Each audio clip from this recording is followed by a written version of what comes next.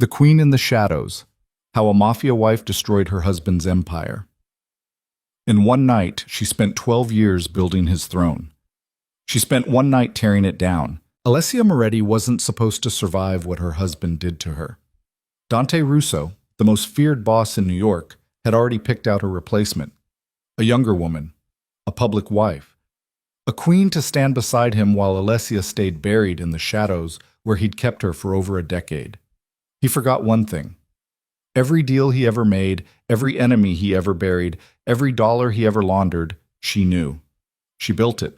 And tonight, in front of every family in the city, she was going to burn it all down with a smile on her face. Before we go deeper into this story, if you're watching from anywhere in the world right now, drop your city in the comments so I can see how far this story has traveled. Hit that like button, subscribe, and stay with me until the very end, because what Alessia does in the final minutes is something no one saw coming. Not her husband, not his enemies, not even her. Now let's begin. The phone buzzed against the marble countertop at 11:47 p.m., and Alessia Moretti would remember that exact time for the rest of her life. She was standing barefoot in the kitchen of the brownstone on East 74th, pouring a second glass of red wine she didn't really want, wearing one of Dante's old dress shirts because the house was cold and the heat hadn't kicked on yet. The shirt still smelled like him: cedar, tobacco, the faint chemical ghost of the cologne he'd worn for 20 years and refused to change. She had her hair pulled back in a loose knot, no makeup, reading glasses pushed up on top of her head. On the counter beside the wine bottle sat a stack of ledgers she'd been going through for 3 hours, the kind of ledgers that, if the wrong person ever found them, would put her husband in a federal prison for the rest of his natural life. She was 37 years old. She had been married to Dante Russo for 12 of those years, and in 12 years she had never once received a text message at that hour from Luca Bianchi. Luca was Dante's underboss. His cousin, technically, though the Russos and the Bianchis had been tangled up in each other's bloodlines for 4 generations, and nobody really kept track anymore. Luca was the one who drove Dante to meetings, the one who stood outside restaurant bathrooms while Dante made deals inside, the one who on the night of Alessia's wedding had pulled her aside in the coat room of the plaza and told her, in a whisper thick with whiskey, "Listen to me, Piccola. You are a smart girl, too smart for this life. If you ever need out, you come to me, not him, me." She had laughed at him that night. She had been 25 and in love and wearing a dress that cost more than her mother's car. What did she need an exit for? 12 years later, Luca's name was lighting up her phone at 11:47 at night, and she knew, before she even picked it up, she knew that whatever was inside that message was going to end the life she had built. She picked up the phone. She read it. She read it again. Then she set the phone down on the marble, very carefully, like it was something that might break, and she stood there in her husband's shirt with the wine going warm in her glass, and she felt the whole architecture of her life fold in on itself like a paper house in the rain. The message was 4 lines long. "Alessia, you need to hear this from me first. He's putting her forward at the Montalto gathering. She's going to be at his side. Publicly. I'm sorry. I tried to stop it. I love you like a sister. Burn this phone after. Her. Her." She didn't need a name. She already knew the name. Camila Vega, 26. Colombian father, Italian mother, the kind of face that made men in restaurants forget their own children's birthdays. She had appeared in Dante's orbit about 8 months ago, originally introduced as the daughter of a family friend who needed guidance. Dante had put her up in an apartment in Tribeca. For business, he said, so she could be close to the office, so she could help with the legitimate side of things, the real estate, the restaurants, the things Alessia had built from nothing over a decade because she had a master's in finance from Columbia, and her husband couldn't balance a checkbook if the numbers were written in crayon. Alessia had known. Of course she had known. A woman knows. A woman always knows. She had told herself she didn't care because men like Dante, men in this life, they all had their Camilas. It was the air they breathed. You took it or you didn't survive. Her own mother had lived through 3 of them before the cancer took her, and every one of those women had come and gone like weather, and her mother had stayed the wife until the day they put her in the ground. That was the deal. That was the arrangement. He could have his appetites. He could have his distractions. But the name on the marriage certificate, the name on the mailbox, the name whispered with respect at the tables where the real decisions got made, that was hers. Russo. Moretti. Russo. That was the one thing he could never give away, and now he was giving it away. She's going to be at his side. Publicly. Alessia picked up the wine glass. She drank the entire thing in 3 swallows. She set it down. She walked, barefoot, across the cold travertine tile of the kitchen to the window that looked out over the back garden where the hydrangeas she'd planted the first year of their marriage were dying in their stone planters, because the gardener had gotten lazy, and nobody had noticed because nobody ever looked at anything in this house except her. She looked at her reflection in the black glass. She didn't cry. That was the thing she remembered most clearly afterward. She didn't cry. She had expected, at some point in her life, to cry over Dante Russo. She had prepared for it. She had imagined it, over the years, in idle moments, what she would look like, what she would say, how she would hold the phone with shaking hands. And now the moment had arrived and her hands were perfectly still. What she felt wasn't sadness. Sadness was going to come later, at 3 in the morning, and it was going to eat her alive for about 40 minutes in an upstairs bathroom before she pulled herself together. What she felt right then in the kitchen was something quieter and much worse. She felt stupid. She felt like a woman who had been playing chess for 12 years against an opponent she had respected and had just realized, this late, this embarrassingly late, that he had never understood the rules of the game. He thought he could replace her. He actually thought he could replace her. Mrs. Russo? She turned. Rosa, the housekeeper, was standing in the archway between the kitchen and the hall, wrapped in a wool cardigan, her gray hair loose down her back. Rosa had been with the house since before Alessia married into it. Rosa had, in some ways, raised Dante. Rosa missed nothing. "You all right?" Rosa said. Her accent was Sicilian, thick, warm as bread. "I'm fine, Rosa." "You don't look fine." I said I'm fine. Rosa stood there for a long moment watching her. Then she walked, slow, deliberate, her slippers whispering on the tile, to the counter, picked up the wine bottle, filled Alicia's glass back up to the rim, and said, without looking at her, "Whatever he did, Piccola, don't let him see it on your face. Whatever you do next. Whatever you become. Don't let him see it on your face until it is already done. Capisci?" Alessia looked at her. Rosa had been married once, to a man in this life. He had died in 1992, supposedly of a heart attack, though there were stories. Rosa had never remarried. Rosa had never spoken about him, not in 12 years, not once, until now. "Capisco," Alicia said. Rosa nodded. She patted Alessia's cheek with one cool, papery hand. Then she turned and shuffled back down the hall toward her room and did not look back. Alessia stood alone in the kitchen for another minute. Then she picked up the phone. She did not burn it. Not yet. She opened Luca's message. She read it one more time, memorizing the exact wording. Then she deleted it. Then she emptied the deleted folder. Then she opened her contacts and, with a hand that had become extraordinarily, unnaturally calm, she began to scroll. Dante Russo did not come home that night. This was not unusual. He kept an apartment in Midtown, a place he called the office, which was where he went when meetings ran late or when he didn't want to explain why his shirt smelled like someone else's perfume. Alessia had stopped asking about the apartment in their second year of marriage. It was the kind of question you only asked once. What she had not known, until tonight, was that Camilla Vega had a key to that apartment. She knew now. She knew because she had spent the 4 hours between Luca's message and the rising sun working through every account, every property record, every cell phone bill she had access to, which was all of them, because she was the one who paid the bills, because she was the one who understood money, because Dante had always joked that his wife could make a dollar do things God never intended. God. She stopped herself. She didn't want to think about God right now. She didn't want to think about anything that wasn't concrete and useful. She wanted to think about facts. Fact. Camilla Vega had been issued a key card to 220 Central Park South, apartment 47B, on March 3rd of the previous year. That was 8 months ago. Fact. There had been 47 transactions on a Black American Express card registered to one of Dante's shell companies, all of them originating from stores Alessia had never shopped at in her life. Bergdorf, Bulgari, a lingerie store on Madison that Alessia had always considered beneath her, totaling just over $312,000. Fact. The Montalto gathering Luca had mentioned was not just a dinner. It was the annual sit-down between the 5 oldest families on the East Coast, held every February at the Montalto Estate in Westchester. It was the single most important social event in their world. It was where men brought the women they wanted the world to respect. For 12 years, Dante had attended alone. Every time. He had told Alessia it was because the gathering wasn't safe for wives. He had told her it was tradition, old rules, men only at the table. She had believed him.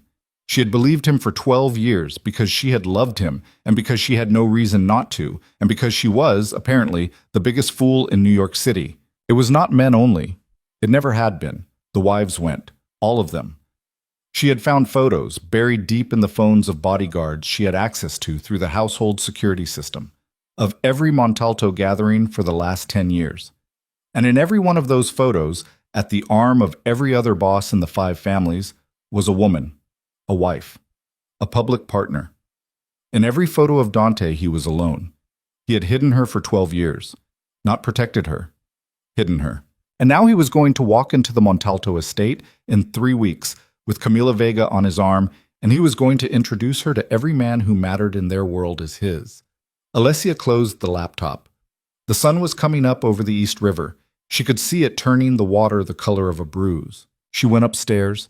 She showered. She dried her hair. She put on a cream-colored cashmere sweater and dark jeans and a pair of pearl earrings her mother had given her the day she married Dante. She put on her wedding ring, which she had taken off to shower and which she had, for 1 second while holding it, considered throwing out the window. She didn't throw it out the window. She put it back on her finger, because she was going to need it. Hook. Dante came home at 9:14 a.m. She heard his car in the drive first, the black Maybach, the one she'd picked out for him because he'd wanted a Bentley, and she'd told him a Bentley made you look like a man who was trying. Then his key in the door. Then his voice in the foyer, low and rough from whatever night he'd had, saying good morning to Rosa in Italian the way he always did. Alessia was sitting at the breakfast table with a cup of black coffee and a copy of the Wall Street Journal open to the real estate section. She was reading an article about commercial vacancies in Midtown. Or she was pretending to read it. Her eyes had been on the same sentence for 6 minutes. Hey, he came in. He was in his shirt sleeves, his coat over his arm, his tie loose. He looked tired. He looked like a man who had been up all night doing things he shouldn't have been doing and thought he'd gotten away with it. He bent down and kissed the top of her head, and she smelled the perfume on him. Jasmine. Something young. Something that hadn't been near her side of the closet in a long, long time, and she did not let her face move. Don't let him see it. Long night? She said. He went to the coffee pot. He poured himself a cup. He leaned against the counter. Meetings. That thing with the Albanians, it's getting out of hand. Joey can't close it. I had to sit in. You up early? Couldn't sleep. Anything wrong? She looked up at him over the top of the paper. She made her face into the face of the woman who had loved him for 12 years. She made it gentle. She made it a little tired.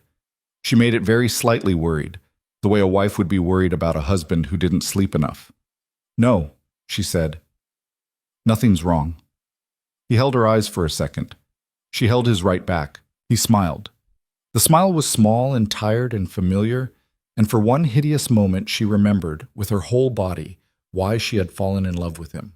She remembered being 24, meeting him at a restaurant in Little Italy where she was working the bar through her master's program, and the way he had looked at her the first time, not like he wanted her, the way most men wanted her, but like he was trying to solve her. Like she was a problem he wanted to spend the rest of his life working on. She had loved being that problem. She had loved being his. She had loved him, she realized now, much, much more than he had ever loved her. I'm going to shower, he said. You eat? Not yet. Tell Rosa to do the eggs the way I like. I'll be down in 20. Okay. He walked out of the kitchen. He walked up the stairs. She listened to his footsteps all the way up and down the hall and into their bedroom and then into the bathroom. And when she heard the shower start, she stood up and walked calmly to the powder room off the foyer and closed the door and locked it and slid down the wall until she was sitting on the tile and put her face in her hands and did not make a sound. She sat there for 11 minutes.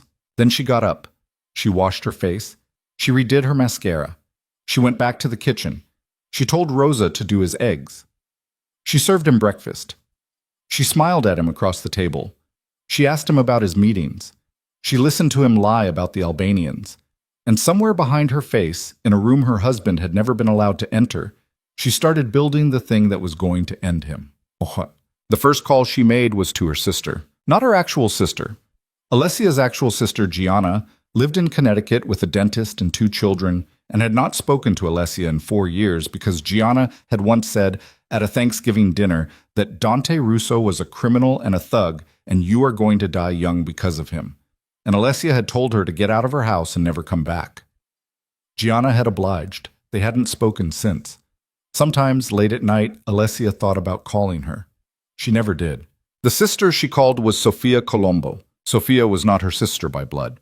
Sofia was her sister by circumstance, the wife of Vincent Colombo, who ran the Colombo family out of Brooklyn. Sofia was 42. Sofia had 3 children. Sofia had been, for the last 8 years, Alessia's closest friend in a life that did not make friendships easy. They had met at a charity event at the Met and had recognized something in each other immediately, the specific loneliness of women who had married into this life and who were smarter than anyone around them gave them credit for. Sofia picked up on the second ring. "You're up early. I need to see you." A pause. Sofia was good at pauses. Sofia could hear an entire marriage in a pause. "Coffee?" Sofia said. "Not public." Another pause. "Come to the house. Vincent's in Miami. The kids are at school until 3. 40 minutes. Bring me a cannoli. Ferraras. The pistachio." "Sofia." 40 minutes, Sofia said. "And Alessia, breathe." Alessia hung up. She went upstairs. Dante was asleep now, face down in the pillow, one bare arm thrown across her side of the bed. She stood in the doorway and looked at him for a long moment. The man she had chosen. The man she had built. The man who, at this moment, was dreaming about a 26-year-old in a Tribeca apartment and did not know that his wife had already started digging his grave. She walked to her side of the closet. She pulled down a handbag, the black Hermes, the one he had bought her for their 10th anniversary. She filled it with 3 things: a burner phone she kept taped to the underside of the top shelf, a flash drive she kept inside a jewelry box she had told him held her grandmother's rosary, and a stack of documents she had, over the past 6 hours, printed from the study and slid into a manila folder. She closed the closet. She went downstairs. She told Rosa she was going to see Sofia and would be back by lunch. Rosa looked up from the stove. Rosa's eyes were very dark and very steady. "Piccola," Rosa said softly. "Yes?" "Whatever you are doing." "Yes?" "Do it well." Alessia stopped in the doorway. She did not turn around. If she turned around, she was going to fall apart. And she could not afford to fall apart. Not today. Not for 21 more days. "I intend to, Rosa," she said. And she walked out. Sofia Colombo lived in a townhouse on 63rd that had originally been built for a steel magnate in 1908 and which Vincent had bought at the bottom of the market in 2009. The house had 6 bedrooms, a private elevator, and a dining room that could seat 16. None of that was what Alessia had come for. What Alessia had come for was the garden.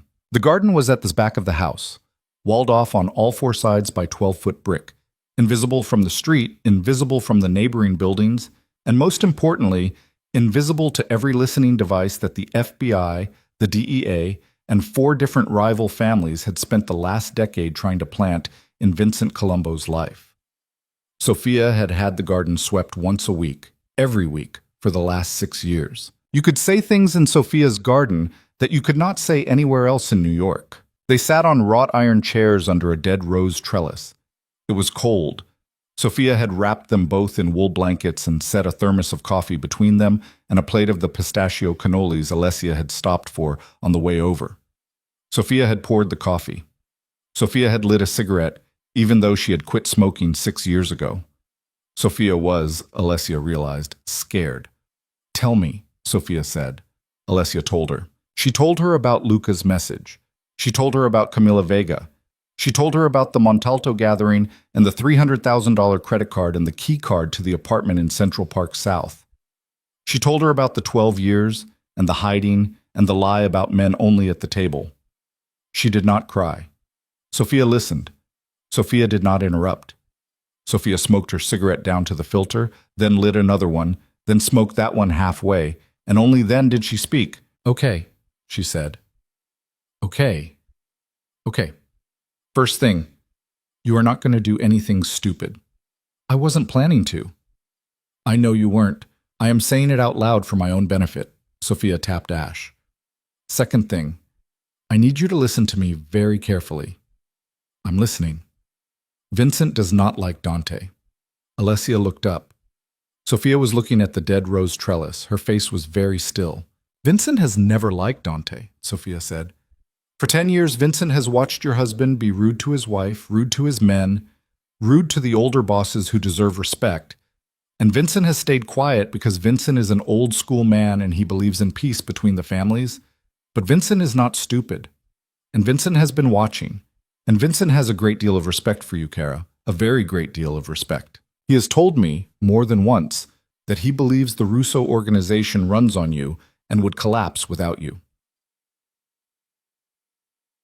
Sophia, I am telling you this because in about 3 weeks at the Montalto estate, there is going to be a gathering at which Vincent Colombo will be present, along with every other boss on the East Coast.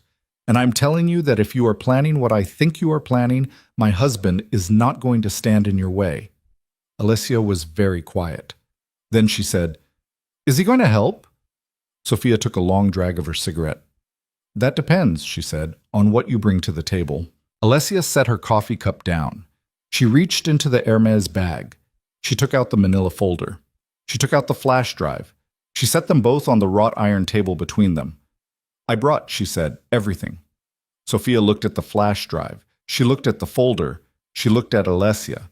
Then Sophia Colombo, wife of Vincent, mother of 3, former dental hygienist from Bay Ridge, reached across the table and took Alessia's hand. She squeezed it so hard it hurt. "Oh, Piccola," Sophia said. "He has no idea what he married, does he?" "No," Alessia said. "He's going to find out." "Yes. It's going to be a pleasure to watch." She stayed at Sophia's for another 2 hours. They went through the folder. They went through the flash drive on a laptop Sophia kept in a wall safe behind a Modigliani print. A laptop that had never been connected to the internet and never would be. Sophia, who had spent 20 years listening to her husband's business and who had a memory like a bank vault, asked questions Alessia had not anticipated. What were the margins on the construction contracts? How was the money moving through the Staten Island pier? Who was the contact at the bank in Nassau? What did Dante have on the councilman from the Bronx, and where was it kept? And who else had access? Alessia answered every question. She answered them because she knew every answer. She knew every answer because she had, for 12 years, been the woman who kept the books, moved the money, negotiated with the banks, wrote the contracts, reviewed the legal filings, and managed the legitimate businesses that made the illegitimate ones possible. She had not done this because Dante had asked her to. She had done this because Dante couldn't. Dante was a man who could command a room, who could break a knee, who could look another man in the eye and know, inside of 30 seconds, whether that man was going to lie to him. But Dante could not read a balance sheet. Dante did not understand compound interest. Dante, to this day, thought LLC stood for something vaguely French. Alessia had been, for 12 years, the brain behind every dollar Dante Russo had ever made. He had never told anyone. Neither had she. "Alessia," Sophia said, finally, when they had gone through everything, "can I ask you something?" "Ask?" "Do you still love him?" Alessia looked at her. The question caught her sideways. She had not expected it. She had been ready for tactical questions, strategic questions, questions about evidence and leverage and what she was willing to risk.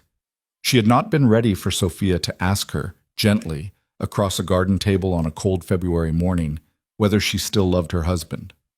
She thought about it. She thought about Dante at 29, in a bad suit, telling her at a bar in Little Italy that she had the most serious eyes he had ever seen on a human being.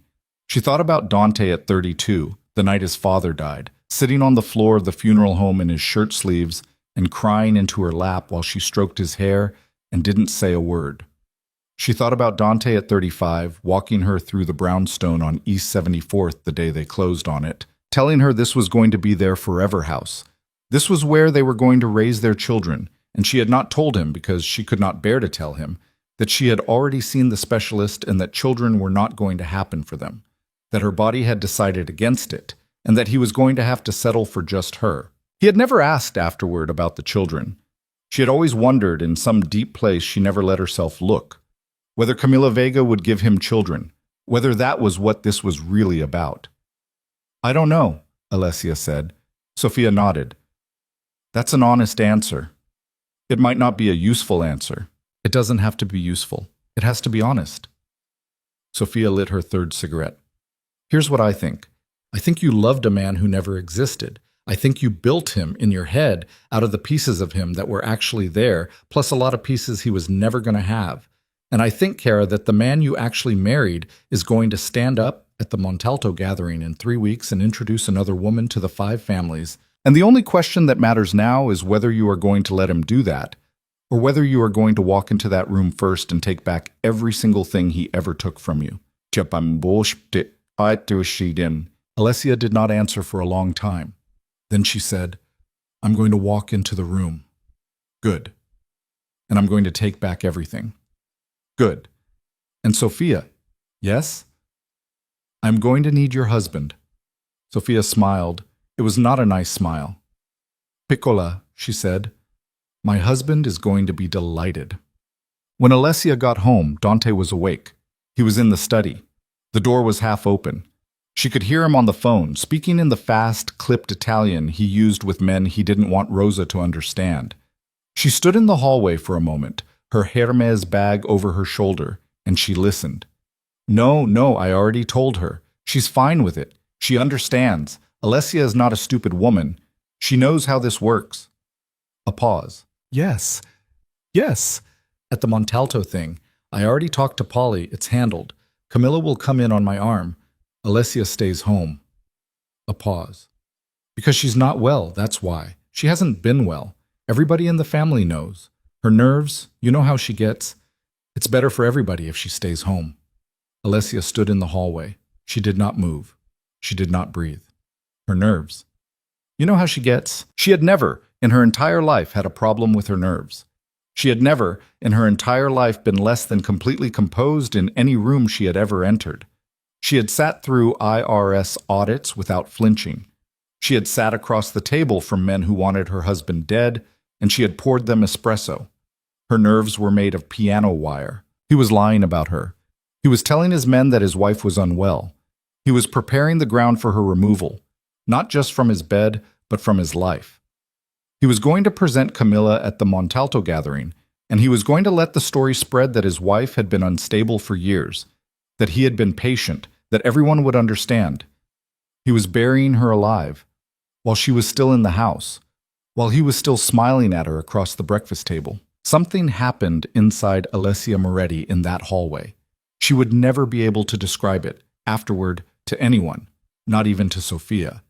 But it happened, and it was permanent, and it was the moment, the precise moment, that the woman she had been for the previous 12 years stopped existing. The woman in that hallway was not a wife anymore. The woman in that hallway was a weapon that had not yet chosen its target. She took a slow, quiet step backward, then another. She walked silently down the hall, through the living room, into the kitchen.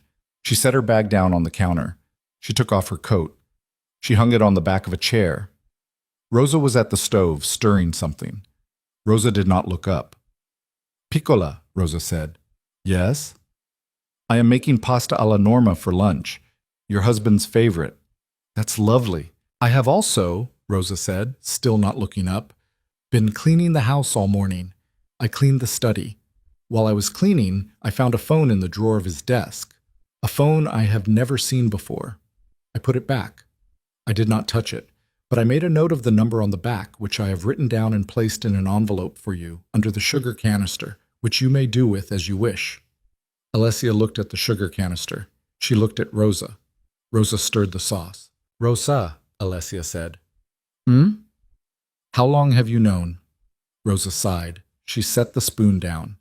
She turned to look at Alessia. Her face, in the morning light through the kitchen window, was every one of her 71 years. Piccola, she said, I have worked in this house for 46 years. I cleaned his mother's floors. I washed his father's collars. I held him the day he was born. I love that boy like he was mine. I have also known, since the first day you walked through that door, that you were worth 10 of him. I have known, since the first week of your marriage, that he was going to do something stupid someday, because men like him always do. I have been waiting for the day. I am sorry it came. I am more sorry that you are the one who has to fix it. But I am here.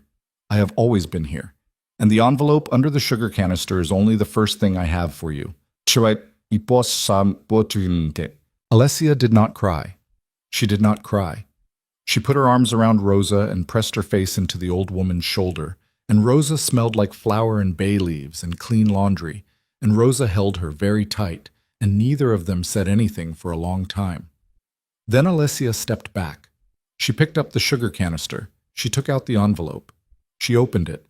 There was a phone number written on a folded slip of paper in Rosa's careful, old-fashioned script. Underneath the phone number, Rosa had written in Italian, Il re che dimentica la sua regina non merita il trono. The king who forgets his queen does not deserve the throne. Alessia folded the paper back up. She put it in her pocket. She walked to the stove. She picked up the spoon. She stirred the pasta alla norma. Rosa, she said, tell me everything you know. And Rosa, across the stove in the warm kitchen on East 74th, began to talk. Outside in the study, Dante Russo was still on the phone, still lying about his wife, still believing, because he had always believed, that he was the most dangerous person in his own house. He was wrong about that. He had always been wrong about that. He was just about to find out. Rosa talked for an hour and 12 minutes. She talked while she finished the sauce, while she set the table, while the water came to a boil and the pasta went in and came out again, and Alessia stood beside her and listened the way you listen to a priest in confession, which is to say, without interruption, without judgment, and with the full understanding that some of what you are about to hear will change the rest of your life. Rosa had been watching Dante since he was in diapers. Rosa had watched him as a boy, as a teenager, as a young man who used to bring home girls from the Bronx and charm the underwear off them within 6 hours of meeting them. Rosa had watched him marry Alicia 12 years ago and had, privately, thought it was the luckiest day of his life. Rosa had also, over those 12 years, watched him slowly, imperceptibly, become a man she no longer recognized. The boy who used to cry when his mother scolded him had become a man who didn't cry at anything. The teenager who used to sit on the kitchen floor and peel potatoes with her had become a man who didn't come into the kitchen anymore, except to look for whiskey. He started going to that apartment 4 years ago, Rosa said. She was draining the pasta into a colander in the sink. Steam rose up around her face. The Midtown one, before Camilla, before all of them. There was a Russian girl first, a dancer, then an Argentine, then a girl from Queens who worked at the desk of a hotel he liked. I know because I washed the shirts, Piccola. I have washed the shirts of every one of them. Rosa, why didn't you... Tell you? Rosa turned off the burner. What would I have told you? That your husband was a pig? Piccola, you are 37 years old. You have eyes. You have a brain bigger than any of the men in this family put together. You knew. You have known for years. What I was waiting for, what I have been waiting for, was the day he did something you could not look past. Because until that day came, it was not my place. Alessia thought about that. It was true. She had known. She had always known. She had simply made a decision, somewhere around year 4 of the marriage, that she was not going to let the dancers and the Argentines and the girls from Queens diminish what she had. She was the wife. She had the name. She had the bed. She had the ring. The rest of it she could live with, because everyone in this life lived with it, and pretending otherwise was a luxury for women who had married insurance agents. But Camila Vega was not a dancer. Camila Vega was not a hotel desk girl. Camila Vega was a replacement. Tell me about the phone, Alicia said. Rosa wiped her hands on a dish towel. In the drawer, left-hand side, under the legal pad he never uses. It is one of those cheap plastic ones, the kind the men in this family use when they do not want the real phones listening. He has had it for 3 weeks. I know because 3 weeks ago he called me into the study and told me, very seriously, that I was not to clean the desk anymore.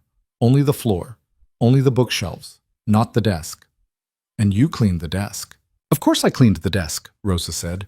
I am 71 years old. I am not afraid of Dante Russo. Alessia almost laughed. It was the first thing since the message from Luca that had almost made her laugh.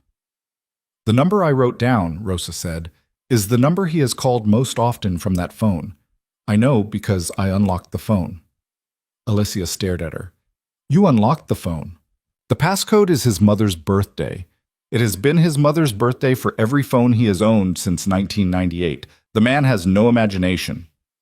Rosa. Piccola, do you want to know what was on the phone, or do you want to stand there looking at me like I have grown a second head? Alicia set down the spoon. Tell me. Rosa took off her apron. She folded it very neatly over the back of a chair. She sat down at the kitchen table.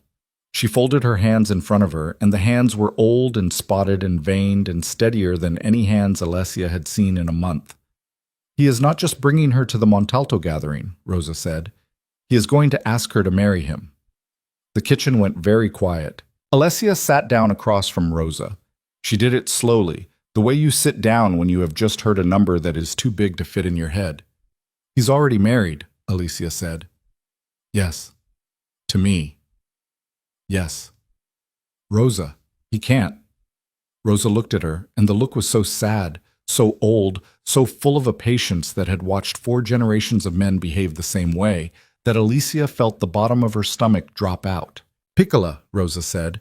He has been meeting for 6 months with a lawyer in New Jersey, a family lawyer. A good one. The name is Carmine Pastore. He has retained Carmine Pastore on a private matter. The private matter is you. He's filing for divorce. He is preparing to. He hasn't said anything to me. He is not going to say anything to you. He is going to present Camilla at the Montalto gathering. He is going to introduce her as his partner. He is going to let the news travel back to the other families the way news travels in this life, which is to say, sideways and with a great deal of wine involved. And then, once every boss on the East Coast has met her and accepted her, he is going to come home and tell you, very calmly, that he wants a divorce. And he is going to expect you, because you are a reasonable woman and because you understand how the world works, to sign the papers and disappear. What about the settlement? Piccola. He will offer you something, a house, an account, enough money that no reasonable woman could complain. He is not a cruel man in his own mind. In his own mind, he is being generous. In his own mind, he is giving you a gift. A gift? Yes. Rosa, yes. I am going to ruin him. I know. I'm going to take every single thing he has ever built, and I'm going to burn it down in front of him, and I'm going to stand on top of what's left, and I am going to make him watch. I know, Piccola. And then Rosa, I'm going to decide, after he has nothing left, after he is kneeling on the floor of his own empire with nothing to his name but the shirt I let him keep, I'm going to decide whether to let him live. Rosa looked at her for a long moment. Then Rosa reached across the table and she took Alessia's face in both her old papery hands, and she kissed her on the forehead, very gently, the way a grandmother kisses a child going off to war. Brava, Rosa said softly. Finally, brava. That afternoon, Dante took Alicia to lunch. This was not planned. This was, Alessia would later realize, a piece of calculated theater. He came downstairs at 1:45, freshly showered, in a charcoal suit she had picked out for him at Brioni the previous fall, and he told her, with a smile that did not reach his eyes, that he had cleared his afternoon and that he was taking her to the little place in the village she liked, the one with the veal. She said yes. She said yes because a woman who is planning to destroy her husband does not say no to lunch. They drove to the village in the Maybach. Luca was behind the wheel. Luca did not look at Alicia once, not in the rear view, not when he opened the door for her, not when she stepped out onto the sidewalk in front of the restaurant. Luca's face was the face of a man who had sent a text message at 11:47 the previous night and was now wondering whether he had just ended his own life. She touched his arm as she passed him on the sidewalk, just for a second, just enough. He did not move.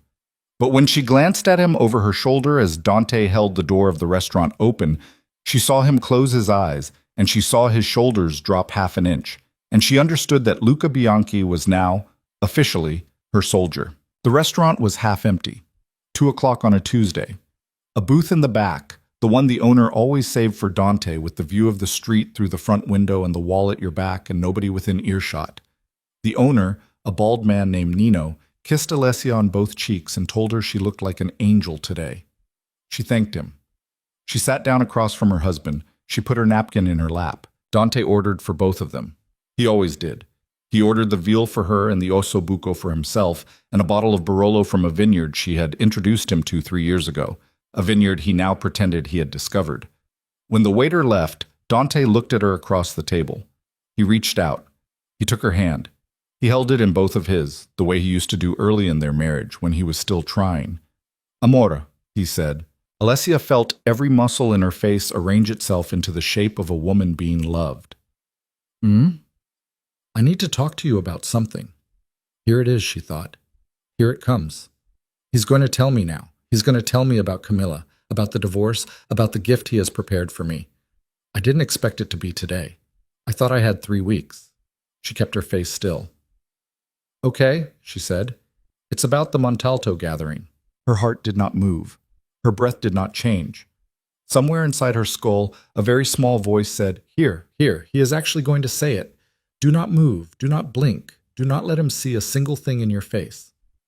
What about it? She said. I've been thinking. Dante rubbed his thumb across her knuckles. About the last few years. About the fact that I've been going to those things alone. You know, I've always said it was tradition, men only at the table. And it used to be, it used to be like that back when my father was alive. But times change, and the other families, they bring their wives now. And I've been thinking, it's wrong. It's been wrong for a long time. You should be there. You should have always been there. Alessia did not move. I want you to come with me, Dante said. The world stopped. She looked at him. She looked at his face, the face she had loved for 12 years, the face she had kissed 10,000 times, the face that 40 minutes ago in a kitchen on East 74th she had decided to destroy. He was inviting her to the Montalto gathering. He was inviting her. Not Camilla. Her. For one wild, terrible second, the old Alessia rose up inside her and wanted to believe him. The old Alessia, the one who had loved him, the one who had forgiven him for the dancers and the Argentines and the girl from the hotel desk, that Alessia wanted to lean across the table and kiss him and say, yes, of course. Thank you. I knew you loved me. I knew it. I knew you would come back to me. The new Alicia, the one sitting in the booth at the restaurant in the village, looked at her husband's face and saw, in the tiny muscles around his mouth, in the way his thumb was rubbing slightly too hard on her knuckles, in the millimeter too long hold of his eyes on hers, she saw a lie. He was lying. He was lying right to her face. She did not know what the lie was. She did not know, yet, what he was actually planning. But she knew, with a certainty that had nothing to do with evidence and everything to do with the 12 years she had spent learning every reflex of this man's body, that whatever he had just said to her, he did not mean. Why, she thought, why invite me? If the plan is Camilla, why invite me? And then underneath that another thought, colder, unless I am supposed to be there, unless the humiliation is the point. The room tilted for just a second and then righted itself. She looked at him. She made herself smile. She made the smile a little shy, a little hopeful, the smile of a wife who had been waiting for this invitation for 12 years and had just received it. Amore, she said softly. Are you sure? I'm sure.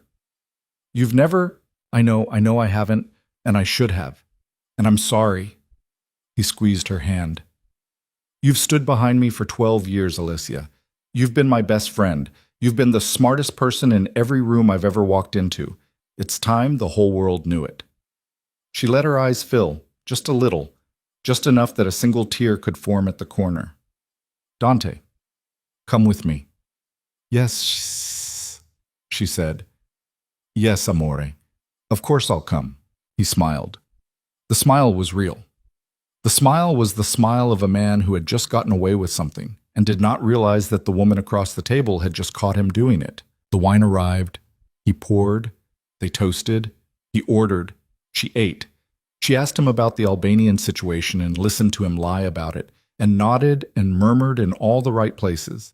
And somewhere under the table, in her lap, she was running her thumbnail along the edge of her wedding ring, back and forth, the way a woman might run her thumb along the edge of a blade.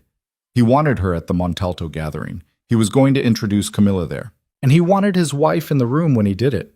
The only reason a man did that, the only reason in this life, in this world, among these people, was because he wanted the shame of it to be public. He wanted every boss on the East Coast to see his wife's face crack open in real time. He wanted the whispering to start that night. He wanted it known, in a way that could not be undone, that Alessia Moretti had been finished by her own husband, in public, in front of everyone who mattered. It was not a divorce he was planning. It was an execution. He was going to kill her in a ballroom without ever laying a finger on her, and everyone in the room was going to watch. She looked at him across the table. She smiled. "I love you," she said. "I love you too, amore."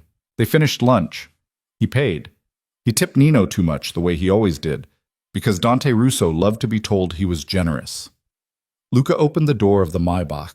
Alessia slid into the back seat and crossed her legs, and as the car pulled away from the curb, she leaned her head against the window and closed her eyes and let her face, for the first time all day, stop smiling. 21 days, she thought. I have 21 days to ruin him. 21 days. Let's begin. She began that night. Dante went out again at 8. He said he had a meeting at the office. Alessia kissed him on the cheek and told him not to stay out too late. She stood in the foyer in her slippers and her cashmere robe, and she watched the Maybach pull away from the curb, and the second the taillights turned the corner onto Madison, she turned on her heel, walked through the house to the study, shut the door behind her, locked it, and took her husband's private life apart with her bare hands. Rosa had told her about the phone in the left-hand drawer. Alessia took the phone out. She typed in his mother's birthday. It unlocked. She sat down at his desk in her cashmere robe, and she scrolled through every text message, every email, every call log, and she copied all of it onto the flash drive she had retrieved from her jewelry box upstairs. She read the texts with Camilla. Some of them made her angry, some of them made her sick. One of them, a text from Camilla from 6 weeks ago, 3 lines long, in which Camilla told Dante that she wanted him to get rid of the old one soon because I am tired of waiting, made Alicia put the phone face down on the desk and go into the adjoining powder room and vomit quietly into the toilet. She rinsed her mouth, she washed her face, she came back out. She picked up the phone. She kept reading. By the time she was done, she had mapped the entire structure of the deception. Dante had been planning this for 13 months. He had set up a trust in the Cayman Islands 3 months ago, in Camilla's name, with an initial deposit of $2 million. He had purchased a co-op on Park Avenue 4 months ago, a co-op Alessia had never heard of, a co-op that was being held by a shell company with Camilla as the sole beneficiary. He had drafted, with Carmine Pastore of New Jersey, a prenuptial agreement dated for a wedding that was tentatively scheduled for June. 4 months from now. He had scheduled his own remarriage before he had bothered to tell his current wife he was leaving her. Alessia read the prenup. Carmine Pastore had done a thorough job. The prenup protected Dante from any claim Camilla could ever make on his assets, which, Alessia noted grimly, meant that even Camilla was going to get something closer to disposable than she realized. But that was not Alessia's problem. Camilla could look after herself. What interested Alessia was what was missing from the prenup. What was missing was any mention of the legitimate business empire, the real estate holdings, the construction company, the restaurant group, the Nassau bank accounts, the Manhattan commercial properties, the Staten Island development deal, because all of those things were held in corporate structures that Alessia herself had designed. And Alessia herself, on paper, owned 51% of every single one of them. Dante had forgotten that. Or more accurately, he had never noticed. He had never noticed because when she had set up those structures 8 years ago, he had been busy doing whatever it was that Dante did, running men, making threats, drinking with his cousins, and he had signed the papers she had put in front of him without reading them. He had signed them because his wife said sign them, and his wife, he had always believed, was looking out for him. His wife had been looking out for herself. His wife had been looking out for herself since the 3rd year of their marriage, when she had understood finally what kind of man she had married, and had decided quietly that she was never going to be the kind of woman who was destroyed by him. She had built a wall around herself. She had built it with paperwork. Dante Russo, on paper, did not own his empire. His wife did, and now she was going to take it from him, legally, with a smile, in front of everyone. The next 3 weeks moved like a fever dream. She barely slept. She barely ate. She lost 8 pounds that she pretended were from excitement about the Montalto gathering. She bought a dress for it, a black Valentino, floor length, with a neckline that dropped just low enough to say, "I am not dead yet."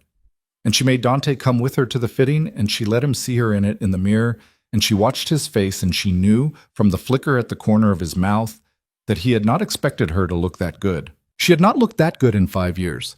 She had stopped trying, because what was the point? Now she was trying again. Now she was trying for the last time. She met Sophia twice a week in the garden on 63rd Street. Sophia brought Vincent into one of those meetings. Vincent Colombo was 64 years old, silver-haired, soft-spoken, the kind of man who looked like a retired judge and was, in fact, more dangerous than any man Alicia had ever been in a room with, including her husband. Vincent sat across from her in the wrought iron chair and listened to her plan for 40 minutes without interrupting. When she was done, he set down his espresso cup, looked at Sophia, looked back at Alessia, and said, "You realize, Mrs. Russo, that what you are proposing is going to end your husband. Not metaphorically. Actually. Yes. You are going to be a widow. Possibly. Probably. I understand that, Mr. Colombo." Vincent looked at her. Then he did something she did not expect. He reached across the little table and he took her hand briefly, formally, almost ceremonially, and he pressed his thumb lightly against her wedding ring. "This ring," Vincent said, "was given to you under an oath. When that oath was broken, the ring became a debt. The debt is now owed to you. I will help you collect it." "Thank you.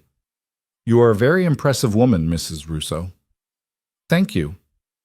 I do not say that lightly. I know you don't.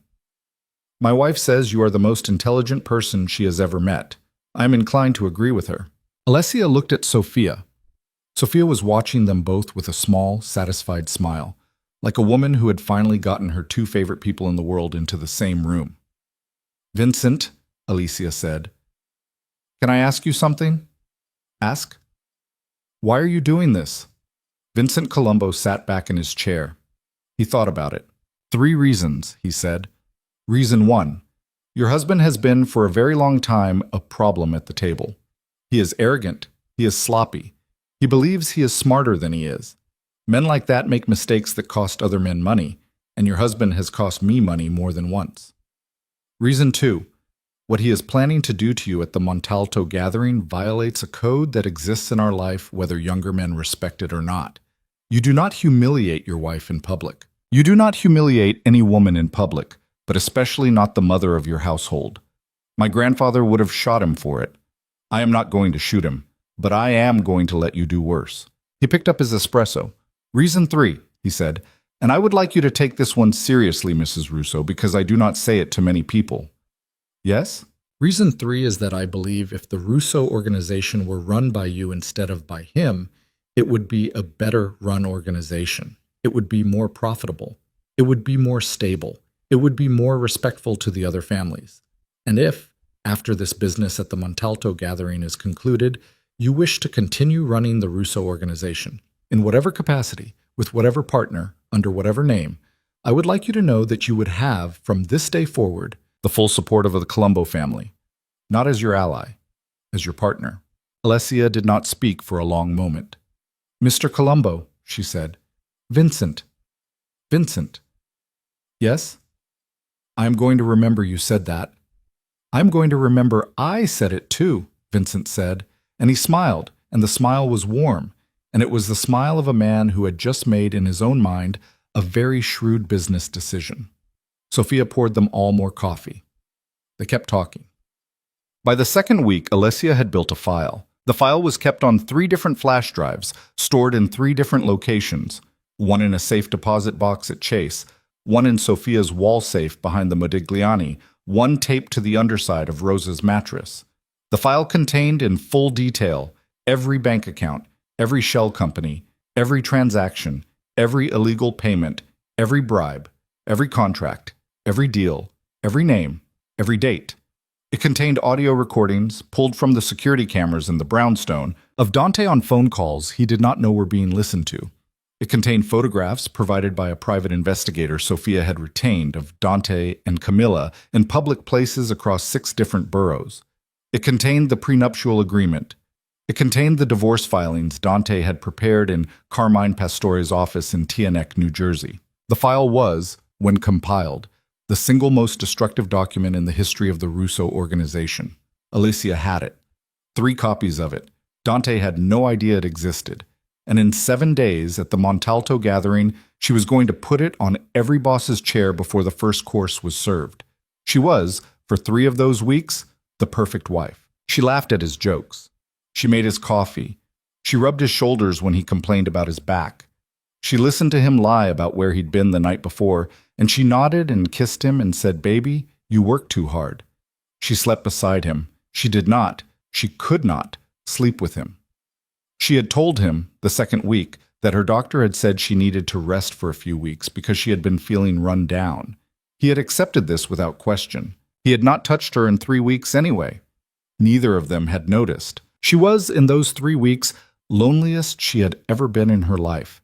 She was also, in those 3 weeks, more alive than she had been in a decade. She sat across from him at dinner and she looked at him, really looked at him, the way you look at a photograph of someone you used to know. And she tried to find, in his face, the man she had married. She could not find him. The man at the dinner table was a different man. Maybe he had always been a different man, and she had only ever seen what she wanted to see. Maybe that was the trick of every marriage. You married a man, and then 12 years later you realized you had been married to your own imagination. One night, late, she was lying beside him in bed. He was asleep. She was not. She was looking at the ceiling and counting the days until the Montalto gathering, and she felt him shift beside her, and she felt his hand come across the sheets and find her wrist, and in his sleep he mumbled something that sounded like her name. She froze. He did not wake up. He just said her name in his sleep, and his fingers tightened on her wrist, and he sighed, and he fell back into whatever dream he had been having. She lay there for a long time. She did not move. She did not breathe. She did not let herself cry, though she wanted to.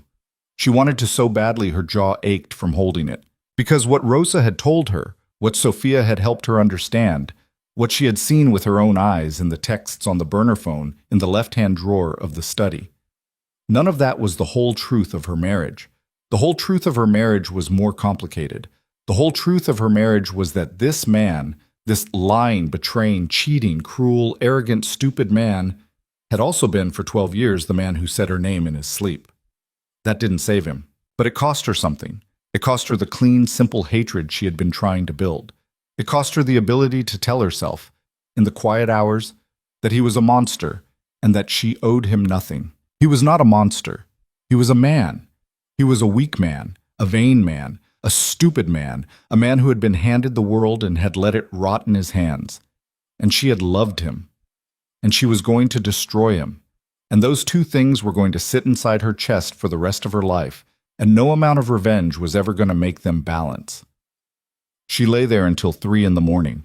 At 3 in the morning, she gently lifted his hand off her wrist, got out of bed, walked down the hall to one of the guest bathrooms, closed the door, turned on the shower to cover the sound, sat down on the cold tile floor, and cried for exactly 11 minutes. Then she stood up. She washed her face. She went downstairs. She made herself a cup of tea. She sat at the kitchen table until the sun came up, and she did not cry again. Damn. The day before the Montalto gathering, Luca came to see her. He came alone. He came in the afternoon, while Dante was at the restaurant in Bay Ridge with his lieutenants, pretending to do business that Alessia had, 3 weeks earlier, quietly removed him from. He stood in the foyer in his black overcoat, holding his hat in both hands like a man at a wake, and he waited for Rosa to announce him. And when Alessia came down the stairs in a cream-colored turtleneck and black slacks, he bowed his head half an inch in a way that no man had ever bowed his head to her before. "Mrs. Russo," he said. "Luca, may I speak to you?" "Come into the sitting room." Rosa brought coffee and then vanished. Luca sat on the edge of the couch the way a man sits when he is not sure he is welcome. Alessia sat across from him in the wingback chair that had been her mother's. She crossed her legs. She waited. "Tomorrow night," Luca said. "Yes. I know what you're going to do." "Do you?" "I know most of what you are going to do. I have been watching. I have been listening. I have been putting things together." He looked up at her. His eyes were red-rimmed. He had not been sleeping. "I want you to know that I am with you. Whatever you need, whatever happens, whatever the room does when you do what you are going to do, I am with you. I will stand behind you. I will not stand behind him." Alessia looked at him. "Luca." "Yes?" "Why?" He was quiet for a long time. "You remember the night of your wedding?" he said. "I remember. I said something to you. In the coat room, I had been drinking. I remember. I was in love with you." The room went very still. "I have been in love with you for 12 years, Mrs. Russo. I have never told another living soul. I have never touched you. I have never once, in any way, disrespected my cousin, or my oath, or my family. But I have loved you, and I have watched him treat you like something he keeps in a cabinet. And I have been waiting every day for 12 years for the day he finally did something bad enough that I could tell you the truth. That day was 3 weeks ago. When I sent the text message, I sent it because I love you, and because I have loved you since the moment you walked into our family in that white dress, and because I could not stand for one more day watching him betray the best thing that ever happened to any of us." Alessia did not know what to do with her face. Luca held up one hand. "I am not asking for anything," he said. "I am not offering anything. I am not that kind of man. I am telling you because tomorrow night the world is going to end, and I want you to know, before it does, that there was at least one man in the Russo organization who saw you. I saw you, Mrs. Russo, from the first day. I saw you, and everything you have built, and everything you are about to do. I have been watching it with my whole heart, and if you need a hand in that room tomorrow, my hand is the one that will hold yours." He stood up. He did not wait for her to answer. He bowed his head half an inch again. He picked up his hat. He walked to the door. At the door he turned. "I have also," he said, "already moved the money." "What money?" "All of it. The Nassau accounts, the Cayman Trust, the Manhattan Holdings. I moved them this morning, at your instruction. They are now under the control of the entities you designated, in the names you designated, at the banks you designated. Dante has no access. He will not have access when he wakes up tomorrow morning. By the time he walks into the Montalto estate tomorrow night, he will be, in every legal and financial sense, a man with nothing." Alessia stared at him. She had not instructed this. She had been planning to instruct it. Tomorrow morning? At dawn. 6 hours before the gathering. That had been the plan. Luca had done it today, unilaterally, without asking. "Luca." "I know, Mrs. Russo. I know. I took the risk for you. If you are unhappy with it, you can tell me so tomorrow after, but I did not want you to have to carry it. I did not want your hands to be on the money when the gathering started. I wanted the money already gone, so that tomorrow, when you walk into that room, you walk in as a woman who has already won, not as a woman who is trying to win." He put on his hat. "Good night, Mrs. Russo." "Luca." "Yes?" "Thank you." He smiled. It was a small smile, a tired smile, the smile of a man who had loved someone for 12 years and had finally, in one small way, been allowed to prove it. "It has been my honor, Mrs. Russo." He walked out. Alessia stood in the foyer of the brownstone on East 74th, alone, in her cream-colored turtleneck, and she listened to the sound of his car pulling away down Madison. She felt, for the first time in 3 weeks, the full weight of what was about to happen. Tomorrow night.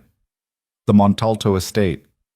Every boss on the East Coast, Dante on one side of the room with Camilla Vega on his arm, Alessia on the other side with 3 flash drives in her handbag, and Vincent Colombo at her back, and Luca Bianchi at her right hand, and Rosa, sweet, terrifying, 71-year-old Rosa, waiting by the phone in the kitchen on East 74th for the call that would tell her it was done. She walked into the living room. She sat down on the couch. She put her face in her hands. She did not cry. She had done her crying. What came out of her instead was a small, quiet laugh, a laugh that had nothing to do with happiness and everything to do with the strange, wild recognition that she, Alessia Moretti, The good Italian girl from Bensonhurst, the serious-eyed bartender from Little Italy, the quiet wife in the brownstone, was about to walk into the single most dangerous room in the Northeast and, without firing a shot, take it. Rosa came in with a fresh cup of coffee. Rosa sat down on the couch beside her. Rosa did not say anything.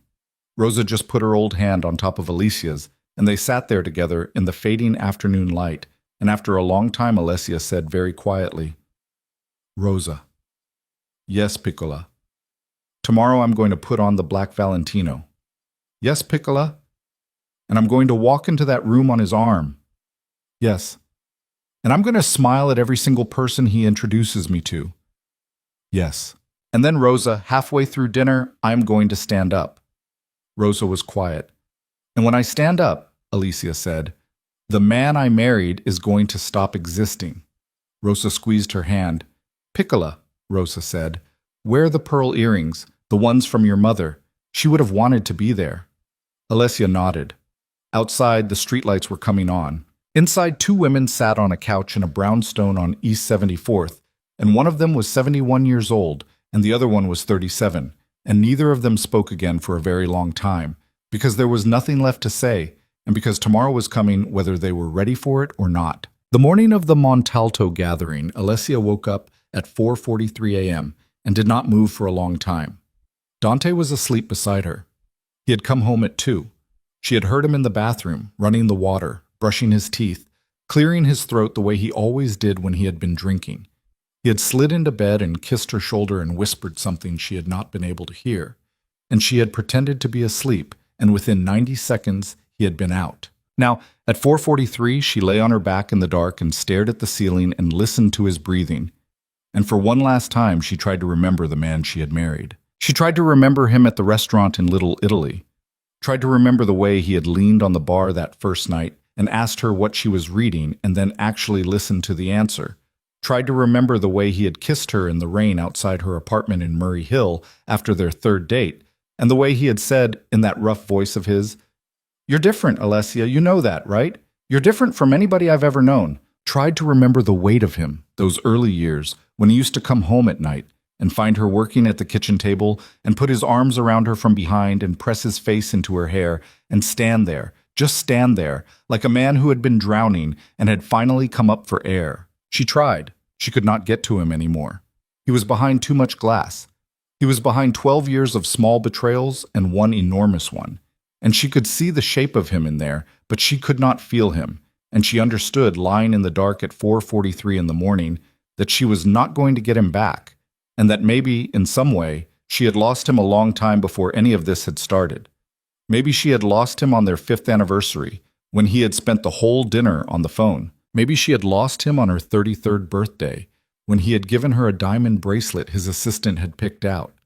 Maybe she had lost him the first time she had walked into the study and seen him hang up a call too quickly, and had decided, without thinking about it, without letting herself think about it, to believe him when he said it was business. Maybe you don't lose a man all at once. Maybe you lose him in 1,000 tiny rooms, one door at a time, and one morning you wake up and the whole house is empty and you are still holding the key. She got out of bed. She went into the bathroom. She turned on the light. She looked at herself in the mirror, and the woman in the mirror looked, she had to admit, tired. 37 years old, dark circles under her eyes, her hair a mess on one side from the pillow. Not a queen. Not yet. Just a woman who had, at 4:43 in the morning, decided she was done. She showered for a long time. She scrubbed herself raw. She washed her hair twice. When she came out, she wrapped herself in a towel, sat down at the vanity, and began the slow, careful work of becoming the woman who was going to walk into that ballroom tonight. She did her own makeup. She always did her own makeup. She had tried, in the early years, to go to the salon with the other wives, and she had hated it, hated the small talk, hated the false intimacy, hated the way the women treated her like a little sister because she was the youngest of the group. She had stopped going. She had learned to do it herself. She did it better than the salon anyway. She took her time. She did her eyes first, then her cheekbones, then her mouth. She used a red she had not worn in years, a deep, arterial red, almost black at the edges, the kind of red a woman wears when she is not trying to look pretty. She looked at herself in the mirror when it was done. There she was. Not the wife in the brownstone, not the woman at the breakfast table. someone else, someone her husband had never been introduced to. At 6, Dante woke up. He rolled over, saw her at the vanity, and for a second, one small, telling second, he stared at her like he didn't recognize her. Then his face caught up to itself and he smiled, that sleepy, crooked smile she had once loved. "You're up early. Big day. You look beautiful." "Thank you. Come back to bed for a minute." "I can't, amore. I have a fitting at 9. "A fitting? At 9 in the morning? The dress? I thought you already had the dress." "It needed to be taken in." He looked at her in the mirror. He was still half asleep. He didn't see what was in her face. He saw what he expected to see, which was a wife who was nervous about her first Montalto gathering, a wife who was trying to look nice for him, a wife who was exactly who he had always thought she was. "Come here for a second," he said. She hesitated, then she stood up, walked to the bed and sat down on the edge of it. He took her hand. He kissed her knuckles. He turned her hand over and kissed the inside of her wrist, the way he used to do a long time ago, and she felt, in that one small gesture, the ghost of every reason she had married him. "I know," he said softly, "that this has been a strange couple of years. I know I haven't been around as much as I should have been. I know I've been distant. I know you've noticed." "Oh," she thought, "oh, Dante, don't do this." "Tonight is important," he said. "Tonight matters. And I want you to know, whatever happens tonight, whatever you hear, whatever anyone says, I want you to know that you are my wife, and that's not going to change, okay?" She looked at him. She kept her face perfectly still. "Whatever you hear, whatever anyone says." He was warning her. He was actually, in his own twisted way, trying to warn her. He was trying to prepare her for the public execution he had scheduled for 9 o'clock tonight. He was trying to soften the blade before he slid it in. And he believed, with the full strength of his conviction, that this was a kind thing to do. That this made him, in some way he would tell himself for the rest of his life, a good man. She almost laughed. She almost told him, right there in the bed, "Baby, I know everything. I know about Camilla. I know about the co-op on Park. I know about Carmine Pastore. I know about the prenup. I know about the wedding in June. I know about the lie you've been telling every man in your organization, that your wife's nerves are going, that she needs to be put somewhere quiet. I know. I know all of it. I have known for 3 weeks. And tonight, Dante, tonight at 9 o'clock, I am going to rearrange the furniture of your entire life." She didn't say any of that. She smiled. She leaned down. She kissed him on the mouth gently, the way a wife kisses a husband when she is about to leave him. "I love you," she said. "I love you too, amor. I'll see you tonight. I'll see you tonight." She stood up. She walked out of the bedroom. She did not look back. Because if she had looked back, if she had seen him lying there in the sheets, his hair mussed, his eyes still soft from sleep, the man she had been married to for 12 years, she was not sure, even then, even after everything, that she could have done what she was about to do. She spent the morning moving pieces. She met Sophia for coffee at an Italian place on Lexington at 8. They did not talk about the gathering. They talked about Sophia's kids. They talked about a book Sophia was reading. They drank espresso and ate biscotti and acted for 45 minutes like two women having a normal Tuesday morning. Under the table in Alessia's purse was a small white envelope containing the final piece of the plan. She handed it to Sophia on the sidewalk outside the cafe. Sophia kissed her on both cheeks and said very quietly, "Tonight, Piccola," and got into her car and drove away. Alessia went to the bank at 9:30. She sat across from a man named Harold at the private banking desk at Chase on Fifth. Harold had been her banker for 8 years. Harold had executed, over those 8 years, some of the most complicated transactions in his entire career, at her instruction. Harold did not ask questions. Harold today gave her 3 items: a small leather portfolio containing notarized copies of every legal document Alessia would need tonight, a cashier's check for an amount she had requested 3 weeks earlier, and a slim silver key on a black ribbon. "The box is in the vault, Mrs. Russo," Harold said. "It has been for 6 years. You are the only person authorized to access it." "Thank you, Harold. May I ask?" "You may not." "Understood." He stood up. He walked her to the door. He shook her hand, which was the first time in 8 years Harold had shaken her hand, and he said, "Whatever you need, Mrs. Russo, today or any day. Thank you. I have always admired you." She turned to look at him. Harold was in his late 50s, thin, graying, a former bond trader who had landed in private banking because he'd gotten tired of the noise. He had never, in 8 years, said a personal thing to her, not one. "Thank you, Harold," she said. "Good luck tonight." He walked back inside. She got into the car. She sat in the back seat for a minute, holding the leather portfolio in her lap. Then she told the driver to take her to Luca's apartment in Bay Ridge, and she rode across the bridge in silence, watching the East River go past. Luca was waiting for her at the curb. He did not invite her up. He got into the back seat of the car, closed the door, and told the driver to just drive around the block for 20 minutes. They rode through the residential streets of Bay Ridge in the mid-morning light, past women pushing strollers, past old men smoking on stoops, past a life that had nothing to do with the life Alessia Moretti was about to blow apart. Luca was not wearing a suit. This was the first thing she noticed. Luca had worn a suit every day of his adult life, even on Sundays. Even at the beach once, she had seen him at a family barbecue in a black suit with his tie loosened, and she had thought at the time that he looked like a man who had forgotten how to be anything else. Today he was wearing jeans and a black sweater and a leather jacket. His hair was uncombed. He looked, she realized with a start, younger. He looked like what he might have been in some other life if he had not been born a Bianchi. "I didn't sleep," he said. "Me neither." "Are you scared?" "No." "You should be." "I know." She looked at him. "Are you?" He thought about it. "No," he said. "I should be. But I'm not. I don't know what the word is. I feel like a man who has been holding his breath for 12 years and is about to exhale." She reached across the seat and took his hand.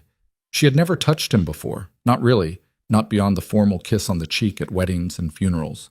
His hand was warm. She held it for about 4 seconds, then she let go. "Luca." "Yes." "After tonight, after it's all done, I want you to leave." "Leave?" "The organization, the city, the life. I want you to go. I have the money for you. Harold moved it this morning. There's an account in Lisbon with your name on it. Enough to live on for the rest of your life. A good life, a quiet life.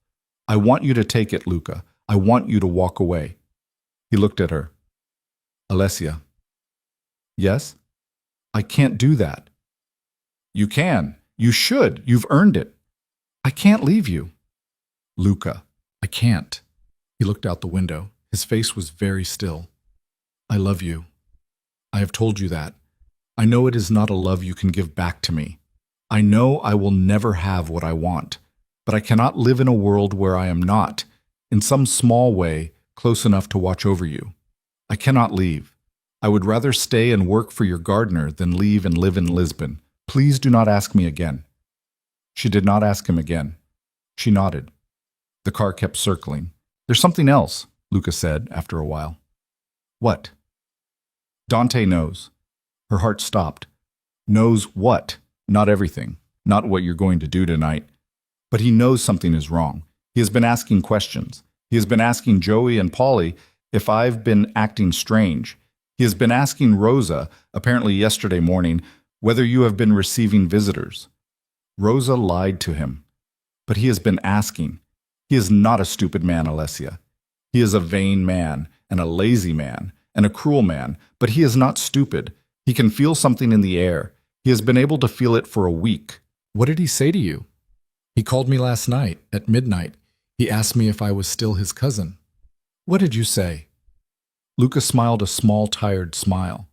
"I told him I had been his cousin since the day I was born, and that nothing in this life was going to change that, and that he was losing his mind if he was calling me at midnight to ask me such a stupid question."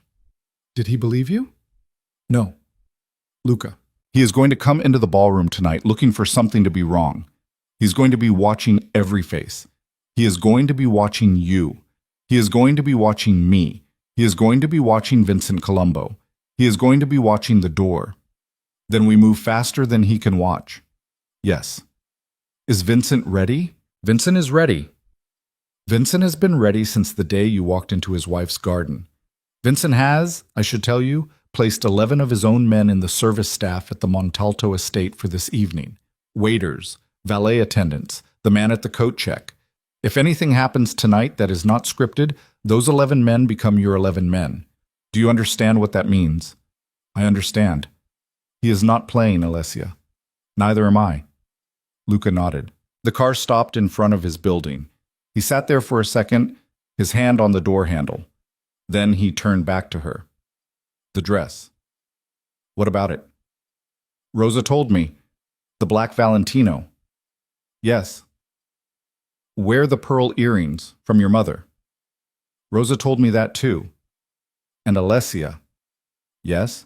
When you stand up, in the ballroom, when you stand up and do what you are going to do, do not look at him. Do not look at Camilla. Do not look at anyone but Vincent Colombo. Find his face in the crowd.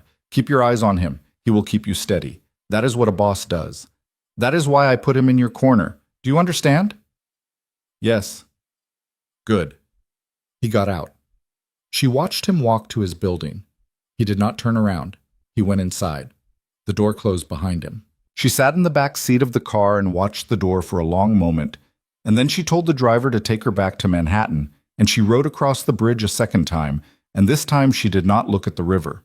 She looked at her own hands folded in her lap, and she did not move them, and she did not speak, and she did not, for a single second, let herself cry. The rest of the day moved like it was happening to somebody else. She came home at noon. Rosa was in the kitchen making a small lunch, which Alessia ate mechanically without tasting. Dante came through the kitchen at 1, kissed her on the top of the head, told her she looked tense, told her to take a bath, told her he would see her at 7. He was in a good mood. He was, she realized, almost giddy. He was a man on the edge of getting away with something he had wanted to get away with for a long time. He was a man who did not know, yet, that he was also a man on the edge of a cliff. She did not take a bath. She went upstairs to her side of the closet. She pulled out the garment bag containing the black Valentino and she laid it across the bed.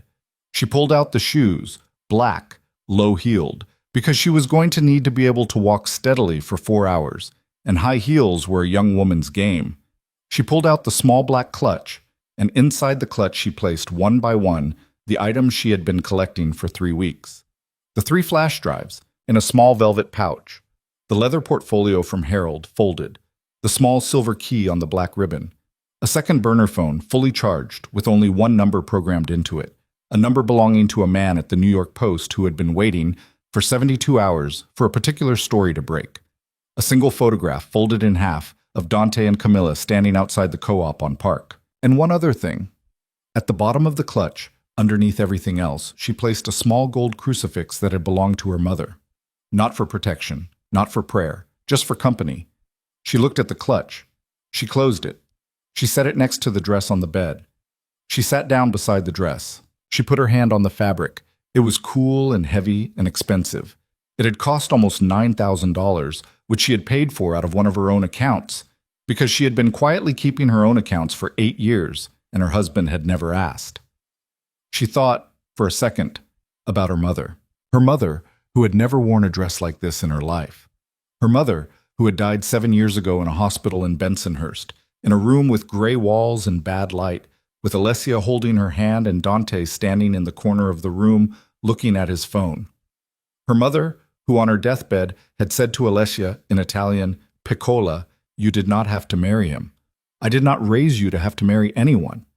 And Alessia had laughed and said, "Ma, I married him because I wanted to." And her mother had looked at her with those last, clear, terrible eyes and had said, "Wanting is not enough, Alessia.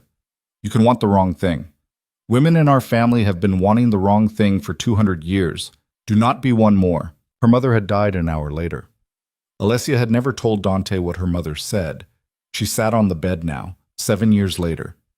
And she thought about her mother, and she thought about the wrong thing, and she thought about the way her mother had looked at her from that hospital bed, and she made a small private promise. To her mother, to herself, to the woman she had been at 24 and the woman she was going to be after tonight, that she was done wanting the wrong thing. She stood up. She walked to the bathroom. She started to dress. And at 6:45, Dante came into the bedroom.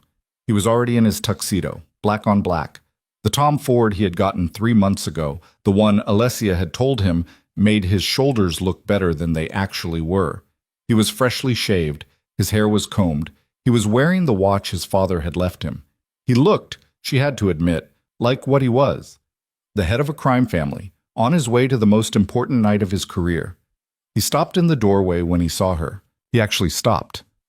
She was standing in front of the full-length mirror in the black Valentino, the pearls at her ears, the clutch in her hand, her hair up, her mouth red. And for a second, the look on his face was the look of a man who was seeing his wife for the first time in 10 years. He stared. "Jesus Christ," he said. "Too much?" No? No, amore. No. He walked into the room. He came up behind her. He put his hands on her shoulders and looked at her in the mirror, and she made her eyes meet his in the glass, and she did not flinch. You look like... Like what? Like the woman I should have been bringing to these things for 12 years. She almost laughed. Well, she said, better late than never. Alessia. He stopped. She watched his face in the mirror. For one moment, one strange, impossible moment, she thought he might be about to tell her the truth. About Camilla. About the plan. About the Montalto gathering. About what he was going to do tonight. She thought, for a flash of a second, that if he told her the truth right now in this bedroom with the black dress and the pearls, and 12 years of their life together all standing around them in the mirror, if he told her the truth, she might not be able to do what she was going to do. She might have to stop. She might have to take the dress off and sit on the bed with him and let him tell her everything, and then let him beg, and then maybe, somewhere on the other side of a night of crying, let him back in. She waited for him to tell her. He did not tell her. He squeezed her shoulders. He kissed the back of her neck, right below the clasp of the pearls. He said, "Let's go, amore," and he walked out of the bedroom and down the stairs. Alessia stood in front of the mirror for one more second. She looked at the woman in the glass. The woman in the glass looked back at her. "Okay," Alessia said to the woman in the glass. "Let's go, schatz." The Montalto estate was a long driveway in Westchester that ended in a 4-story stone house with the kind of windows that cost more than most people's mortgages. They arrived at 7:38. The driveway was full of black cars, black Maybachs, black Bentleys, black Cadillacs, a black Range Rover or two for the younger men who wanted to seem modern. Luca drove. Luca did not speak during the ride. Dante did not speak either for most of it. He sat beside Alicia in the back seat, her hand in his, and every few minutes he squeezed her fingers and she squeezed back, and neither of them said anything. And the silence between them was the silence of two people who both knew something was about to happen, and neither of them knew that the other one knew. At the door, a man in a black suit took her coat. The coat check man was one of Vincent's. She recognized him from a photograph Luca had shown her 3 days ago. He did not look at her. He took the coat. He handed her a ticket. As his hand brushed hers, he pressed something into her palm, a folded slip of paper. She closed her fingers around it. Dante was turning away, shaking hands with Salvatore Montalto, the host, a 70-year-old man with a white mustache and an old-world courtliness. Alessia turned with her husband. She extended her hand. She said, "Don Salvatore, it is an honor," in her best Italian, and the old man kissed her knuckles and held her eyes for a second and said, "Mrs. Russo, it is, if I may say, long overdue." "Thank you, Don Salvatore. You are a beautiful woman tonight. You are kind." "I am not kind. I am observant." He smiled. He released her hand. He turned to the next couple. Dante put his hand on the small of her back and guided her into the ballroom, and as he did, she opened her fingers in her clutch, just enough to see the slip of paper the coat check man had given her. It said, in Vincent Colombo's handwriting, "Camilla is seated at table 4. You are seated at table 2. He does not know this yet. When he finds out, watch his hands. I am at table 1. I will not look away from you." She closed her fingers. She put the paper into the clutch. She walked into the ballroom on her husband's arm. The ballroom was enormous. 3 chandeliers, 12 round tables, each set for 10. White orchids in low silver bowls. A string quartet in the far corner, playing something old and Italian and slow. The lighting was low and golden, the kind of light that made every woman in the room look 10 years younger and every man look 10 years more dangerous. Alicia counted, in the first 30 seconds, 6 bosses she had met before, 4 she had only heard of, and perhaps 80 other men whose names she knew from ledgers and wiretaps and phone logs, but whose faces she had never seen. She also counted by the doors 6 of Vincent's men. She also counted, along the back wall, 3 more. She also noticed, at a small table near the orchestra, a woman sitting alone in a red dress, who looked up as Alessia walked in, and whose face, for one small instant, flickered. Camilla Vega. Camilla was beautiful. Alessia had to admit it. Camilla was 26, and she looked 26, and she was wearing a red dress that was cut for a woman 10 years older than she was, and she had her hair up in a way that was supposed to look sophisticated and instead looked like a girl trying too hard. Camilla saw Alessia. Camilla saw Dante.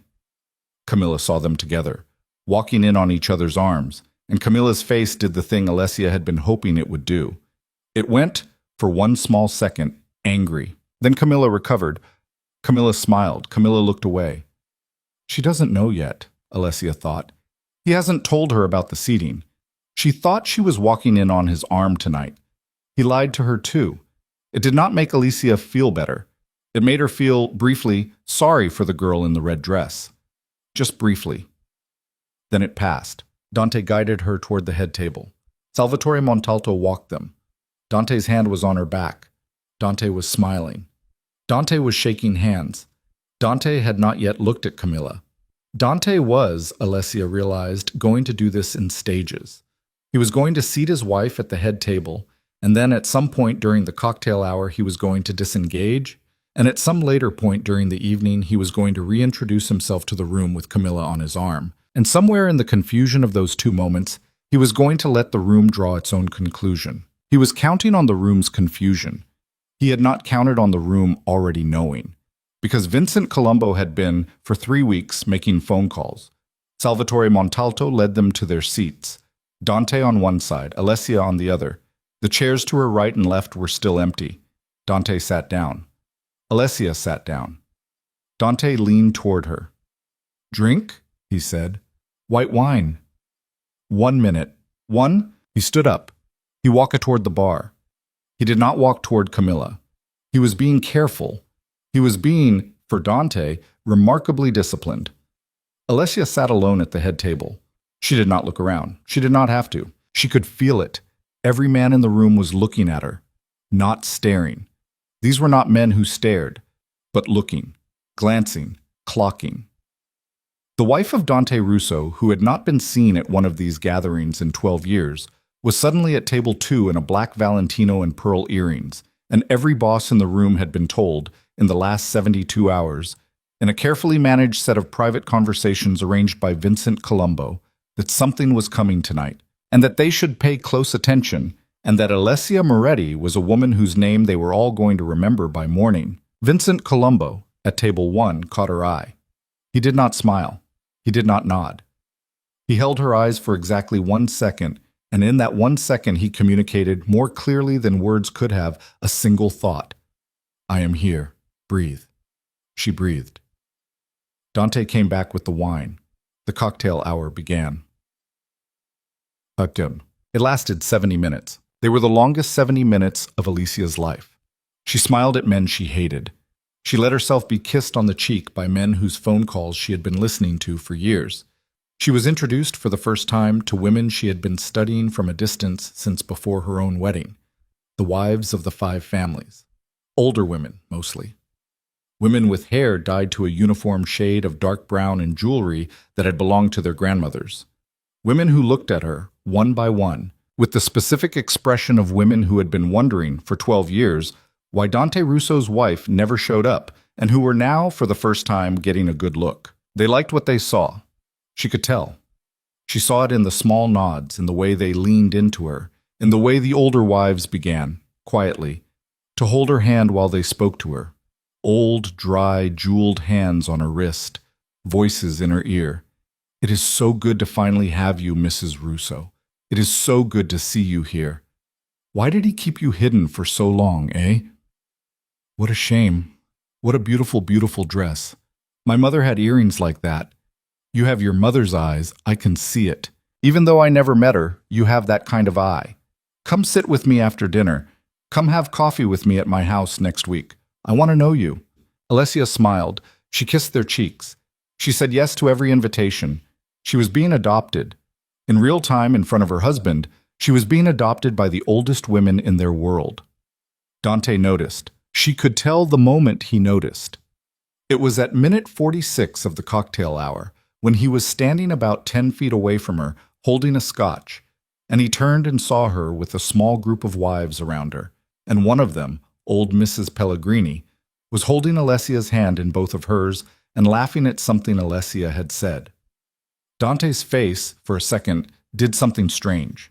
Something tightened in it, something he had not been prepared for. He was not supposed to be an afterthought in the story of this night. He was supposed to be the story. And his wife, his quiet, good wife, stays home because of her nerves wife, was, for reasons he could not immediately identify, becoming the center of gravity in a room full of the most important women in their world. He walked over. Amore. Dante. May I steal her for a moment? He said to the wives. Mrs. Pellegrini looked at him. Mrs. Pellegrini, 81 years old, widow of a man who had been dead for 25 years, matriarch of the oldest Sicilian line in New York, looked at Dante Russo, and she did not smile at him. Don Russo, Mrs. Pellegrini said, your wife and I are talking. Dante blinked. Of course, signora. We will be finished when we are finished. Of course. He nodded. He stepped back. He walked away. Alessia did not smile, but inside her chest, something small and warm turned over, for the first time all evening. Mrs. Pellegrini squeezed her hand. Piccola, the old woman said in Italian, very low. We have been waiting for you. At 9 o'clock, Salvatore Montalto rang a small silver bell, and the room sat down. Alessia walked back to table 2 with Dante at her elbow. Camilla, across the ballroom at table 4, was already seated. Camilla was watching them. Camilla's face was carefully composed, but Alessia could see, from 40 feet away, the small muscle twitching in Camilla's jaw. Alessia sat down. Dante sat down beside her. Salvatore Montalto stood at the front of the room, raised a glass, and gave the welcome toast. It was in Italian. It was long. It was about family, tradition, respect. Alessia listened with half of her attention. The other half of her attention was on the clutch in her lap, and on the weight of the 3 flash drives inside it, and on Vincent Colombo at table 1, who was looking at her, and on the waitstaff moving along the walls, 11 of whom belonged to Vincent, and on her own hands folded in her lap, which she noticed with a small internal shock, were perfectly still. The welcome ended. The first course was served. It was a seafood salad. It was exquisite. Alessia did not eat it. She took 2 small bites and set her fork down. Dante, beside her, was talking to the man on his right, Frankie Morelli, one of the Philadelphia bosses, about some tedious thing involving a union dispute in Jersey. Dante was half turned away from her. Dante was not paying attention to her. Dante, for the first time all night, had let his guard down because Dante had decided that the first course was a safe place, that his wife was settled, that the women at the head table liked her, that the evening was so far going according to plan. Alessia took a sip of her wine. She set the glass down. She turned her head slowly, and she looked at Vincent Colombo. Vincent Colombo looked back at her. He gave her very slightly one small nod. And Alessia Moretti stood up. The chair made a small sound against the parquet. The room did not immediately notice. Dante did not immediately notice. She stood there, at table 2, in the black Valentino, with her clutch in her hand, with her mother's pearls at her ears, and she took one single breath, and she said, in a voice that was not loud but that carried the way her mother's voice used to carry across a crowded Sunday dinner, "Excuse me." The conversation at the nearest table stopped. "Excuse me," she said again, louder this time, clearer. Heads turned. The string quartet across the room stopped playing. Dante turned his head, and for one full second, for the first time in 12 years of marriage, Alessia Moretti saw her husband look at her with an expression she had never seen on his face before. She saw him, at last, become afraid of her. Amore, Dante said very softly. What are you doing? Alessia did not answer him. She looked past him. She looked at the room. She looked at every boss on the East Coast, and every wife who had been waiting 12 years to meet her, and every soldier along the walls, and the 11 waiters who belonged to Vincent, and Camilla Vega at table 4 with her fork halfway to her mouth, and Luca Bianchi at table 6 with his hand slowly reaching inside his jacket, and Vincent Colombo at table 1 with his eyes locked on hers. She opened the clutch. Ladies and gentlemen, she said, before we go any further tonight, there is something I need to show you. The room was completely, impossibly quiet. 12 tables, nearly 120 people. Old men with white hair, and older men with dyed hair, and young men in tuxedos who had never seen a moment like this in their lives, and not one of them was breathing. Not one of them was reaching for a glass. The silverware did not clink. The waiters along the walls had stopped moving. Somewhere in a distant corner of the ballroom, a cell phone buzzed once against a tablecloth and then stopped, as if even the phone understood that it had intruded on something sacred. Dante beside her half rose from his chair. Alessia. His voice was low. Too low. The voice he used when he was about to do something violent. She did not look at him. She did not look at him because Luca had told her not to, and because if she looked at him, if she let her eyes meet his in this moment, she was going to see whatever was in his face: fear, rage, betrayal, the small leftover pieces of the man who had once kissed her in the rain on a street in Murray Hill, and whatever it was going to slow her down, and she could not afford to be slowed down. Not now, not by a second. She kept her eyes on Vincent Colombo. Vincent Colombo did not move a muscle. Vincent Colombo's face was the calmest thing in the room. Alessia opened her clutch all the way. She reached inside. She took out the small velvet pouch. She untied the cord, and she removed, one at a time, the 3 flash drives, setting them on the white tablecloth in front of her plate in a small, neat row. Then she took out the leather portfolio. Then she took out the single-folded photograph. She placed them, slowly, deliberately, beside the drives. Her hands did not shake. She had expected them to shake. She had practiced in the bathroom in the brownstone for how she would speak if her hands shook. It turned out she had wasted the practice. Her hands were not shaking. Her hands were the hands of a woman who had spent 3 weeks dying by inches and had now, tonight, come back to life. Alessia. Dante's hand closed around her wrist. Not gently. His fingers dug into the bones of her arm the way they used to dig in, years ago, on nights when he had been drinking and she had said something he did not like. He had not touched her like that in a long time. She had almost forgotten what it felt like. Now here it was again, his grip on her wrist at table 2 of the Montalto gathering, in front of every boss on the East Coast, and she understood, instantly, with a clarity that felt almost tender, that her husband was a man who had only ever had one tool, and that was his hands, and that he had been the same man at 29 as he was at 41, and she had been the only person in the room who had refused to see it. She looked down at his hand on her wrist. She did not pull away. She raised her voice, just slightly. Don Montalto, she said, still looking down, still not looking at her husband. I am an invited guest in your home. I have come here tonight to pay my respects to you, to your family, and to the gentlemen at these tables. My husband is currently holding my arm in a way that is not appropriate for a man of his position, in a house of your family's name. I would ask you, Don Salvatore, as the host, whether you intend to allow him to continue. The silence in the room changed shape. It was no longer the silence of an audience. It was the silence of a tribunal. Salvatore Montalto was 70 years old. Salvatore Montalto had buried 2 wives, 3 brothers, and more enemies than he cared to count. Salvatore Montalto, at the front of the room, set down his glass of grappa. He stood up very slowly, the way old men stand up from good chairs. He looked at Dante Russo across the ballroom.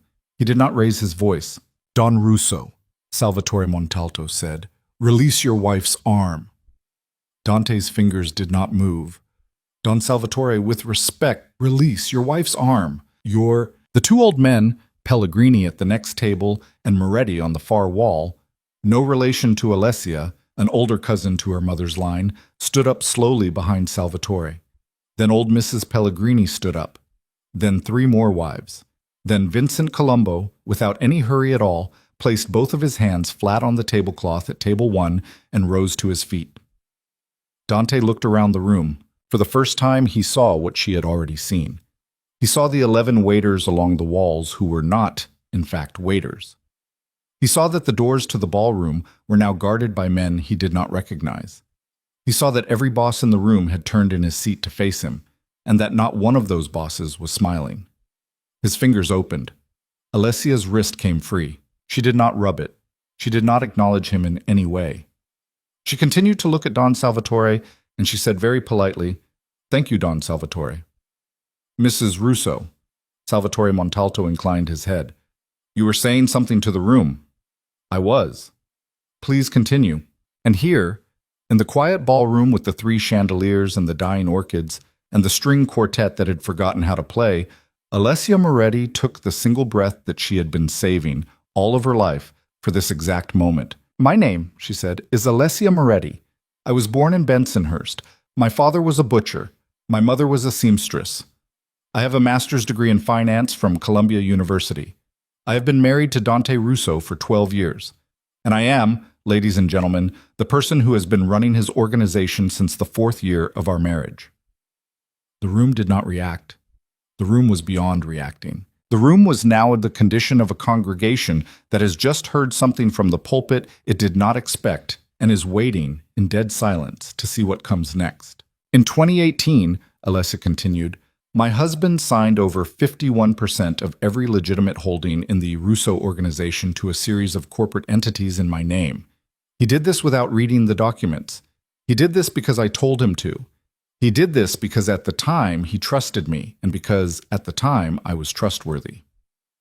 As of this morning, every one of those holdings, every bank account, every property, every construction contract, every restaurant group, every dollar that has ever moved through the clean side of this family's finances is and has been in my sole legal control. That is not a claim. That is a fact. Don Colombo has reviewed the documentation personally. Don Montalto's attorney reviewed the documentation yesterday. The documents in this portfolio," she tapped the leather once, lightly, "confirm it. Copies have already been distributed to the legal representatives of every family at this gathering. You can verify. You will verify. By tomorrow morning, you will have verified." She paused. She let the information settle. She saw, at table 4, Camilla Vega slowly set down her fork. She saw Camilla's face go pale under the makeup. She saw in Camilla's eyes the exact moment the 26-year-old from Tribeca understood that the man she had been planning to marry in June was, as of this evening, not a man with anything left to marry with. Alessia did not enjoy it. She thought she would. She had imagined in the kitchen at 4 in the morning that when this moment came, she would feel something sharp and bright and close to joy. What she felt instead, looking at Camilla's face, was a small, quiet sadness. Because Camilla was young, and Camilla was stupid, and Camilla had been handed a check she did not know was going to bounce, and in another life Alessia might have been her older sister, and told her gently, "Piccola, not this one, not this man, you can do better." But it was not another life. It was this one. Alicia turned back to the room. "The second thing I would like to tell you," she said, "is why." Dante beside her did something unexpected. He sat down. He sat down in his chair at table 2, very slowly, and he put his hands flat on the tablecloth, and he looked at a spot on the table just in front of his water glass, and he did not look up. He did not interrupt. He did not argue. He had entered, for reasons Alessia would understand later, the stillness of a man who has seen, all at once, the full shape of the thing he did not know was happening around him. He was listening. For the first time in 12 years, Dante Russo was, completely and humbly, listening to his wife. "My husband," Alessia said, "has for some time been conducting a relationship with a young woman named Camilla Vega, who is present in this room tonight at table 4. Every head in the room turned. Camilla did not move. Camilla's wine glass, still in her hand, trembled once and then stilled. "That is my husband's business," Alicia continued. "The men in this life have always had their arrangements. I am not standing up tonight to complain about another woman. My mother would be ashamed of me if that were why I were standing. I am standing because my husband, in the last 13 months, has done 3 things that go beyond his own appetites and that touch the interests of every family in this room. I would like, with your permission, to describe each of them. Salvatore Montalto, still standing at the front of the room, said, "Proceed, Mrs. Russo." "Thank you, Don Salvatore." She picked up the first flash drive. She held it between her thumb and forefinger, and she let the room see it, and then she set it back down on the tablecloth. "This drive, she said, contains audio recordings and financial documents demonstrating that my husband has, over the last 9 months, been skimming approximately 4% off the top of every shared operation between the Russo organization and the other 4 families at this gathering. The skim has been hidden inside the construction escrow on the Staten Island Pier development. The specific dollar amount to date is $7,480,000. The money has been moved to a Cayman Islands trust that is not, and has never been, part of Russo family holdings. It is a personal trust. The name on it is not Dante's. The name on it is Camila Vega's." The room moved. It was the first sound in the last 3 minutes. A collective shift. 120 people rearranging themselves almost inaudibly in their chairs. The wives did not move. The wives had already understood, before she said it, exactly what she was about to say. The wives had been in this life their whole lives. It was the men who moved. Vincent Colombo, at table 1, closed his eyes for half a second. It was, Alessia understood, a gesture of respect. Vincent had known about the skim. Vincent had verified it. Vincent had for 3 weeks kept the knowledge to himself, which was a favor he was now calling in by not calling it in. Dante's hands, on the tablecloth in front of him, curled slowly into fists. "The second thing," Alessia said. She picked up the second flash drive.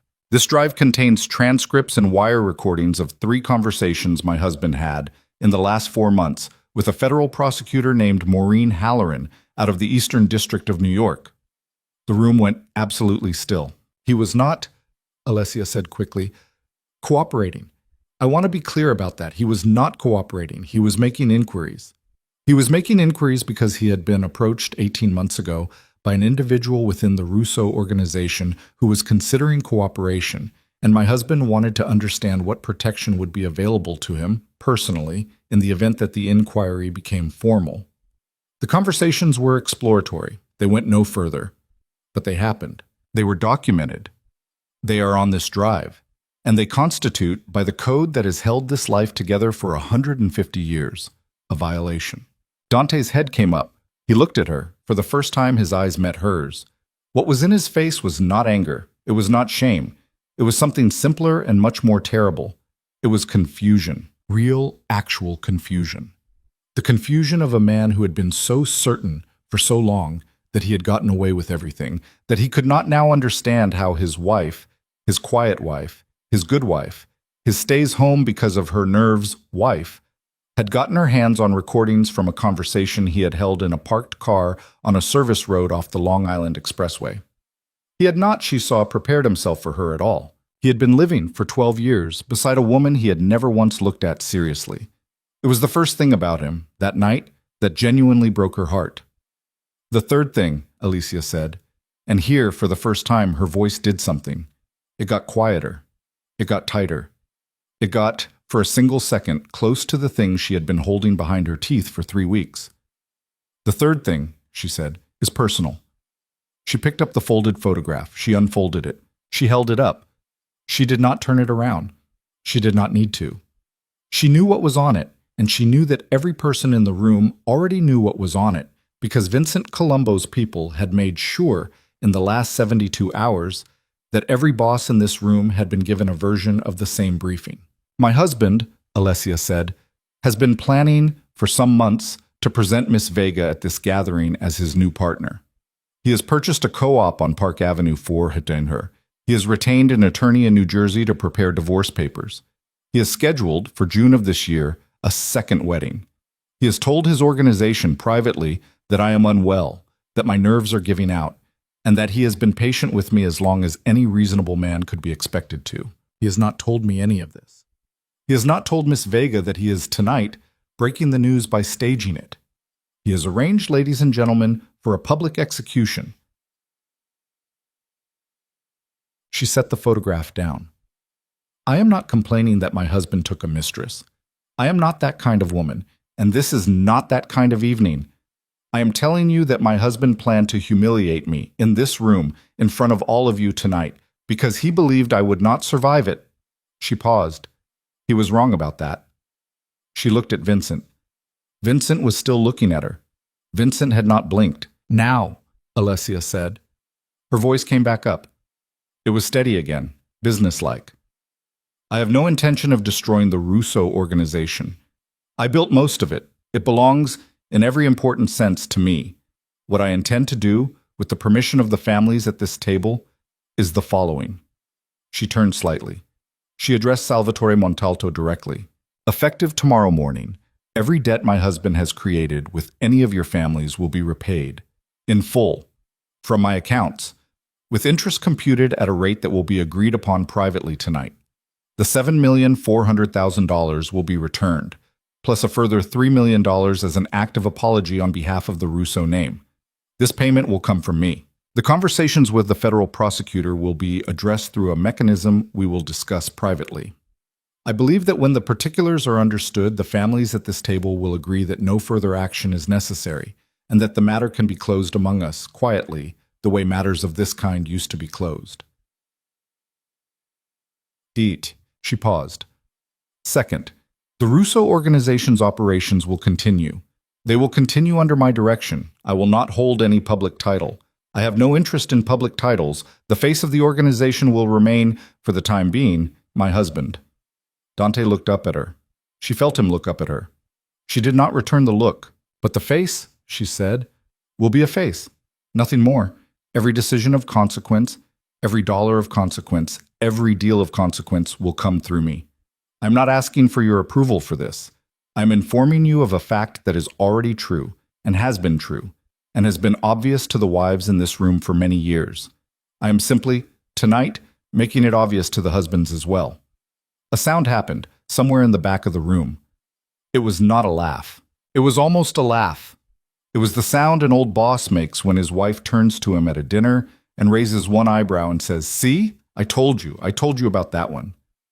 Third, Alessia said. She picked up the third flash drive. This drive contains everything I have not yet said. It contains a full accounting of every holding, every operation, every alliance, every debt, every favor, every obligation of the Russo organization as of this afternoon at 4 p.m. A copy of this drive is already in the possession of legal counsel for each family at this gathering. I do this because I am not my husband. I am not going to run an operation in the dark, and I am not going to build my position on the silence of other people. Every family in this room will know, as of tomorrow morning, exactly what my books look like. In return, and I want to be very clear, Don Salvatore, that this is a request, not a demand. In return, I am asking the families to recognize me, not as a wife, not as a widow, not as a substitute, as the operational head of the Russo organization. With whatever formal acknowledgement the families at this table deem appropriate. Bullshmets. She set the drive down. She folded her hands. She waited. Nobody spoke for a long time. Then Vincent Colombo said, without moving from his place at table 1, "I recognize her." The room turned slightly to face him. Vincent Colombo was not a man who spoke often. Vincent Colombo, when he did speak at a gathering of this kind, was listened to with the same attention that men give to the sound of their own door being opened in the middle of the night. "I have known Mrs. Russo for 8 years, Vincent said.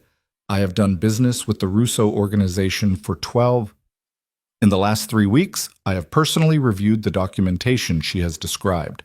I have personally interviewed 3 individuals within her husband's organization. I have personally verified every claim she has made tonight. The claims are accurate. The documents are genuine. The money has been moved. The matter is, from the perspective of the Colombo family, concluded on terms that honor us. I recognize Mrs. Russo as the operational head of the Russo organization. I extend to her, on behalf of my family, our full cooperation going forward." He sat down. There was another long silence. Then, from table 3, old Mr. Pellegrini, the husband of the matriarch, cleared his throat. "I recognize her," he said. From table 5. "Recognized." From table 7, a voice Alessia did not know. "Recognized." From table 9, "The Genovese family recognizes Mrs. Russo." From the front of the room, last, the voice that mattered most. Don Salvatore Montalto, old Salvatore said, very formally, on behalf of the Montalto family, recognizes Mrs. Alessia Moretti Russo as the head of her house. The matter is concluded. The room, for the first time in nearly 20 minutes, began to make noise again. It was not applause. These were not people who applauded. It was a low collective murmur, the murmur of men and women who had witnessed something none of them had seen in their lifetimes, and who would be telling the story of it in their own houses for the rest of their lives. Alessia felt her knees go for 1 second. She did not let them. She sat down. She sat down in her chair at table 2, beside her husband, and she picked up her wine glass, and she took one small sip, and she set the glass back down. Dante, beside her, did not speak. Dante, beside her, was crying. He was crying silently, with his hands still flat on the tablecloth, looking at the spot just in front of his water glass, and the tears were moving down his face one at a time, and he was not wiping them away. He was, Alessia understood with a shock, not crying because he had been destroyed in front of every boss on the East Coast. He was crying because somewhere, in the last 20 minutes, he had finally seen his wife for the first time. He had seen her, and he had recognized her, and he had understood all at once what he had been living beside for 12 years. She did not look at him. She could not look at him. If she looked at him, she was going to start crying too, and she could not start crying in this room, not in front of these people, not tonight. She signaled very slightly to the waiter at the wall. The waiter, one of Vincent's men, stepped forward. "The next course, please," she said. The waiter nodded. The course came. The string quartet, uncertainly, began to play again. The conversation at the tables, tentative at first, slowly came back to life. The wives, one by one, came over to her and took her hand. Old Mrs. Pellegrini kissed her on both cheeks and whispered in her ear, in Italian, "Welcome, my darling. Welcome at last. We have been missing you for a very long time." Alessia did not cry. She ate 3 bites of the next course. She drank half her wine. She smiled at the right moments, and she shook the right hands, and she allowed herself to be congratulated, privately, by men who would not have looked her in the eye an hour ago. She carried herself for the next 45 minutes like a woman who had just bought a company, not destroyed a marriage. And at exactly 10:34, Camilla Vega stood up from table 4, picked up her evening bag, and walked alone out of the ballroom. Nobody stopped her. Nobody looked at her. Nobody said her name. By the time she reached the coat check, she was, in the mental accounting of every person in that room, already a stranger. She would get her things. She would get into a car. She would, by the time Alessia got home that night, have been removed from the co-op on Park Avenue by a set of attorneys that Vincent's people had placed on standby. She would find her Cayman accounts frozen. She would find her American Express cards canceled. She would find, over the following weeks, that no man in the 5 boroughs was willing to take her phone call. She would survive. She was young. She was beautiful. She was not stupid. She would, in the end, find a new life, probably in Miami, probably with some lawyer or some developer, and she would never, for the rest of her life, speak the name Russo out loud again. Alessia thought about her, for one small second, as Camilla walked out the door. Then she let her go. No. The gathering did not end until well past midnight. Alessia stayed through all of it, every course, every toast, every long, winding after-dinner conversation on the terrace with men who wanted, now, to be seen standing next to her. She drank black coffee. She smoked, for the first time in 10 years, a single cigarette offered to her by old Mrs. Pellegrini on the stone terrace overlooking the lawns. The cigarette tasted terrible. She smoked it anyway. Mrs. Pellegrini held her elbow and said, in Italian, "You did it very well, Piccola. You did it exactly the way my mother would have done it. You have the hands." Alessia thanked her. She did not say that she had not done it by herself. She did not say that if it had not been for Rosa and Sophia and Vincent and Luca, she would still be sitting in the brownstone on East 74th with a glass of warm wine, looking out at the dead hydrangeas, waiting for the text message that had turned her life into the life she was now living. She kept that to herself. Some things were for her alone. At 12:15, Luca brought the car around. Dante came out of the ballroom behind her. He had not spoken at any point during the rest of the evening to anyone. He had sat at table 2. He had not eaten. He had drunk 4 glasses of grappa, quietly, one after the other, and he had looked at the tablecloth for most of 3 hours. No one had spoken to him. No one had approached him. The men he had considered allies 48 hours ago had walked past him without meeting his eye. He had been, over the course of a single evening, made a ghost in his own life. He walked to the car like a man who had been drugged. Luca opened the door. Alessia got in. Dante got in beside her. Luca closed the door. The car pulled away from the Montalto estate, and the long stone driveway slid past the windows, and neither of them spoke for the first 20 minutes of the drive. Alessia did not cry. She did not think about him. She thought about her mother. She thought about the dress. She thought about the bath she was going to take when she got home, the very long, very hot bath, and about how she was going to soak until the water went cold, and then she was going to sleep for 14 hours. At the first traffic light inside the city, Dante spoke. Alessia. His voice was hoarse. She did not turn her head. Alessia, please. Please what, Dante? Please, please look at me. She turned her head. She looked at him. In the low orange light of the street lamp through the window, he looked for the first time in 12 years older than her. He looked tired. He looked diminished. He looked like a photograph of himself that had been left too long in the sun. I didn't know, he said. Didn't know what? Any of it. What I was doing. What I had become. Dante. No, Dante, don't. I have to say it. I don't need you to say it. I have to say it anyway. He looked down. He was still in the tuxedo. His tie was undone.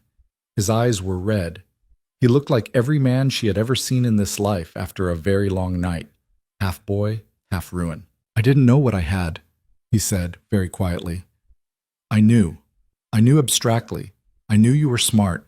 I knew you were the one who handled the paperwork, the accounts. I knew all of it. But I did not know, Alessia. I did not know what you actually were. I thought you were my wife. I thought I was the one building it, and you were helping me. That's what I thought. That's what I believed.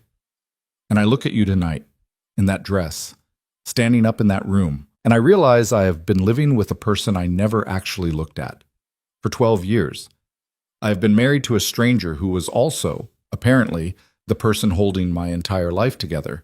And I don't know what to do with that. He stopped. He put his face in his hands. I am so sorry, he said into his hands. I am so sorry. Alessia looked at him. She wanted, very badly, to feel nothing. That would have been easier. If she could have felt nothing, if she could have looked at him in that back seat and felt only the hard, clean satisfaction of a woman whose enemy has been defeated, then she could have done what Vincent Colombo had quietly suggested to her in a whisper on the terrace when he had kissed her hand good night. Vincent had said, "Whatever you decide about him, Mrs. Russo, I will make it happen. If you need it done, my people can do it tomorrow. He does not have to come home with you. He does not have to come home at all." She had told Vincent she would let him know in the morning. She had meant it.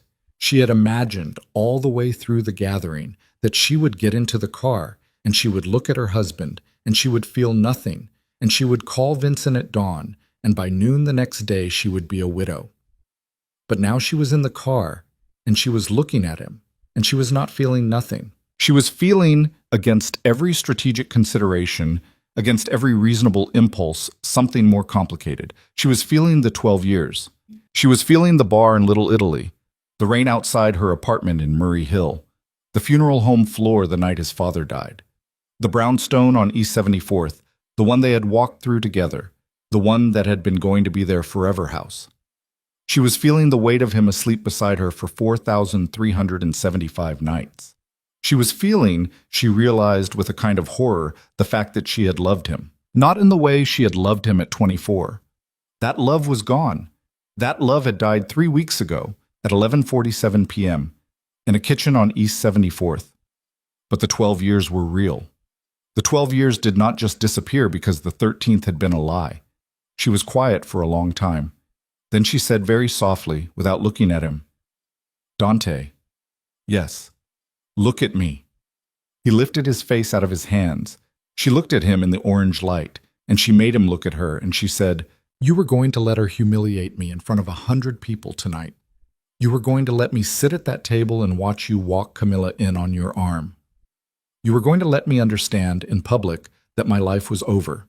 You were going to do all of that, and you were going to come home afterward, and you were going to tell me, with a very serious face and a very soft voice, the way you do when you want something, that it was for the best, that I would understand in time, that you would make sure I was taken care of, that we could still be friends.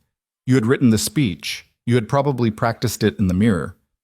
You are, in fact, still the kind of man who would have stood in our bedroom tonight and told me all of that, if I had let you. Dumb. He did not speak. Do you know how I know that, Dante? He shook his head. Because I have been married to you for 12 years, and I know you. And tonight, in that ballroom, for the first time, you know that I know you. That's what happened tonight. You did not find out that I had run your organization. You found out that I had been watching you the whole time, and you cannot stand that. He started crying again. I don't know what to do, Alessia. I know you don't. I can't go home with you tonight. I can't even look at you. You are going to come home with me tonight. What? You're going to come home with me tonight? You're going to sleep in the guest room on the 3rd floor? You're going to get up tomorrow morning at 7. You are going to put on a suit. You are going to come down to breakfast. You are going to do exactly what I tell you to do, exactly when I tell you to do it, for the next 6 months, and you are not going to complain, and you are not going to question me, and you are not going to say one word about our marriage to any person on this earth who does not already know. Is that clear? Martin. Alessia, is that clear, Dante? He nodded. I need you to say it out loud. It's clear. Good. Alessia, can I? What? Can I ask you one thing? 1. Are you going to have me killed? The car moved through the dark. Luca, in the front seat, did not move. Luca's eyes, in the rearview mirror, did not flicker. Alessia looked at her husband. She looked at him for a long moment, then she said very quietly, I haven't decided yet, Dante. He closed his eyes. Okay, he said. Okay. Okay, Alicia. He did not speak again for the rest of the drive. The car went over the bridge. The lights of Manhattan came up around them. The East River went by, black as tar, and somewhere across the water the towers of Midtown rose in their fierce white grids, and Alicia watched it all pass and did not feel, for any of it, any particular thing. She just felt tired. She felt, in every bone, the tiredness of a woman who had just lived through the longest night of her life and was now going to have to figure out what the rest of her life was going to look like in the morning. Luca pulled the car up to the curb on East 74th at 1:23 a.m. He opened Alessia's door. She got out. She walked up the steps of the brownstone. The door was unlocked. Rosa was in the foyer in her wool robe, holding a cup of tea in both hands, her gray hair down around her shoulders, waiting. Rosa looked at her. Rosa did not speak. Alessia did not have to tell her. Rosa set the tea down on the foyer table. Rosa opened her arms. Alessia walked into them. And there, for the first time that entire night, in the warm dark of the foyer, in the brownstone on East 74th, with her husband getting out of the car on the curb behind her, and Luca standing guard at the bottom of the steps, and every boss on the East Coast now sleeping or lying awake thinking about her name, Alessia Moretti put her face into her housekeeper's shoulder, and she cried, Part 5, lưu ý. Viết 6.000 đến 6.500 từ liên kết liền mạch với các phần trước trong câu chuyện và hội thoại tạo thành một câu chuyện liền mạch khi ghép lại. Mọi phần liền mạch với phần trước không giới thiệu lại câu chuyện ở đầu phần mới, liên kết các phần của câu chuyện một cách liền mạch, sử dụng câu chuyện tiếp giữa các phần, duy trì chủ đề, tránh ngắt quãng đột ngột, không sử dụng gạch đầu dòng hoặc tiêu đề phụ, phong cách kể chuyện Mỹ, Hoa Kỳ, giống văn giàu cảm xúc, kể theo ngôi thứ 3, giữ đồ kịch tính không viết lan man, có quan điểm cá nhân, thông điệp, bài học, góc nhìn con người. Nhân vật không hoàn hảo, hội thoại tự nhiên, tránh ngôn ngữ văn chương sáo rơi và cụm từ AI điển hình. Viết như nhà văn chuyên nghiệp, không như AI cố gắng nghe sang. Có yếu tố con người, cầm miêu tả qua mượt mà và hoàn hảo, phần 5 giải quyết hết vấn đề và kết thúc trọn vẹn câu chuyện. Lưu ý trả lời trong mục tin nhắn không nhảy sang document, chỉ đặt bắt buộc, không được xuất hiện trong nội dung truyền. Đây là một câu chuyện điện ảnh hoàn toàn hư cấu được tạo ra chỉ nhằm mục đích giải trí, không đề cập hay ngụ ý rằng nó dựa trên sự kiện có thật, người thật hoặc câu chuyện có thật, không sử dụng các cụm từ như dựa trên một câu chuyện có thật, theo ghi chép hoặc bất cứ điều gì tương tự. Tất cả các nhân vật, địa điểm, tổ chức và sự kiện phải hoàn toàn hư cấu. Showmore 1637. She cried for a long time. Rosa held her. Rosa did not shush her. Rosa did not rub her back the way some people do, the way that makes the crying worse by reminding you that someone is watching you cry. Rosa just stood there, in the foyer of the brownstone on East 74th, at 1:30 in the morning, in a wool robe that smelled like bread and bay leaves, and she held Alessia the way you hold a person who has, somehow, just carried something home on her back that was always too heavy for her. Dante came in behind them. He stood in the doorway. He did not try to come closer. He had his tuxedo jacket folded over his arm and his tie in his hand, and he looked, in the low light of the foyer, like a man who had been rescued from a fire and did not yet understand that he was the one who had started it. Rosa looked over Alessia's shoulder at him. Rosa did not speak. Rosa looked at him the way she used to look at him when he was 8 years old and had broken something in the kitchen, and the look did what it had always done. Dante's face came apart for 1 second, and then he said in a voice that was barely a voice, "Rosa, Upstairs," Rosa said. "The blue room, 3rd floor. There is water beside the bed. There are sheets on the bed. I do not want to hear you tonight. I do not want to see you tonight. Go." He went. He went up the stairs like a child who had been sent to his room. One hand on the banister, shoulders bent, the sound of his dress shoes on the wooden treads was the loneliest sound in the house. When the door of the 3rd floor guest room closed, Rosa finally exhaled. "Piccola," she said, very softly. Come into the kitchen." Alessia followed her. She sat at the kitchen table in the black Valentino, her makeup ruined, her pearls still at her ears, her hair coming down in pieces at her temples. And Rosa made her a cup of chamomile tea and set a plate of almond cookies on the table, and neither of them spoke for a long time. Then Rosa sat down across from her. "Tell me," Rosa said. Alessia told her. She told her about the ballroom, about Don Salvatore standing up, about the wives and the flash drives, and Camilla walking out alone at 10:34. About Dante in the car, about Vincent Colombo's offer on the terrace, about the question in the back of the car, about the answer she had given, which was not really an answer at all. "I haven't decided," she said. "That's what I told him. I haven't decided." Rosa picked up her teacup. She looked at it for a moment, then she put it back down. "Piccola," she said, "whatever you decide, I will not judge you." "Rosa, I mean it. I know you mean it. That's not what I need from you tonight." "What do you need from me tonight?" Alessia thought about it. "I need you to tell me," she said, "what you would do." Rosa smiled. It was a small, tired, 71-year-old smile. "I am not you, Piccola. I am an old woman who washed his collars. What I would do is not the same as what you should do. Tell me anyway. You will not listen." "Tell me anyway, Rosa." Rosa sighed. "I would not kill him," Rosa said. "Why not?" "Because I buried a husband like him once, and it did not make me feel the way I thought it would." Alessia looked up. She had never, in 12 years, heard Rosa say it out loud. Rosa's husband. The story had always been that he had died of a heart attack in 1992. Rosa had never contradicted the story. Rosa had never confirmed it either. Now, across the kitchen table at nearly 2 in the morning, Rosa looked at Alessia with a kind of exhaustion Alessia had never seen on her face before.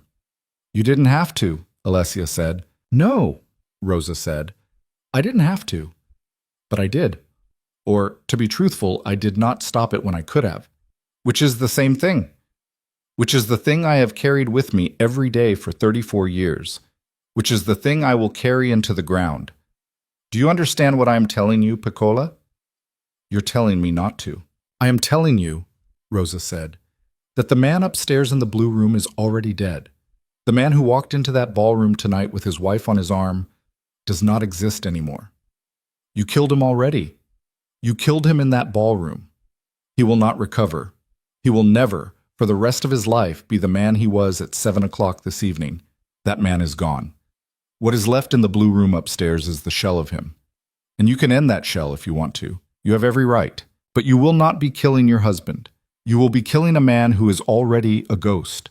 And when you bury him, Piccola, you will find, and I am sorry to say this because I love you, you will find that what you have buried is also the last 12 years of your own life.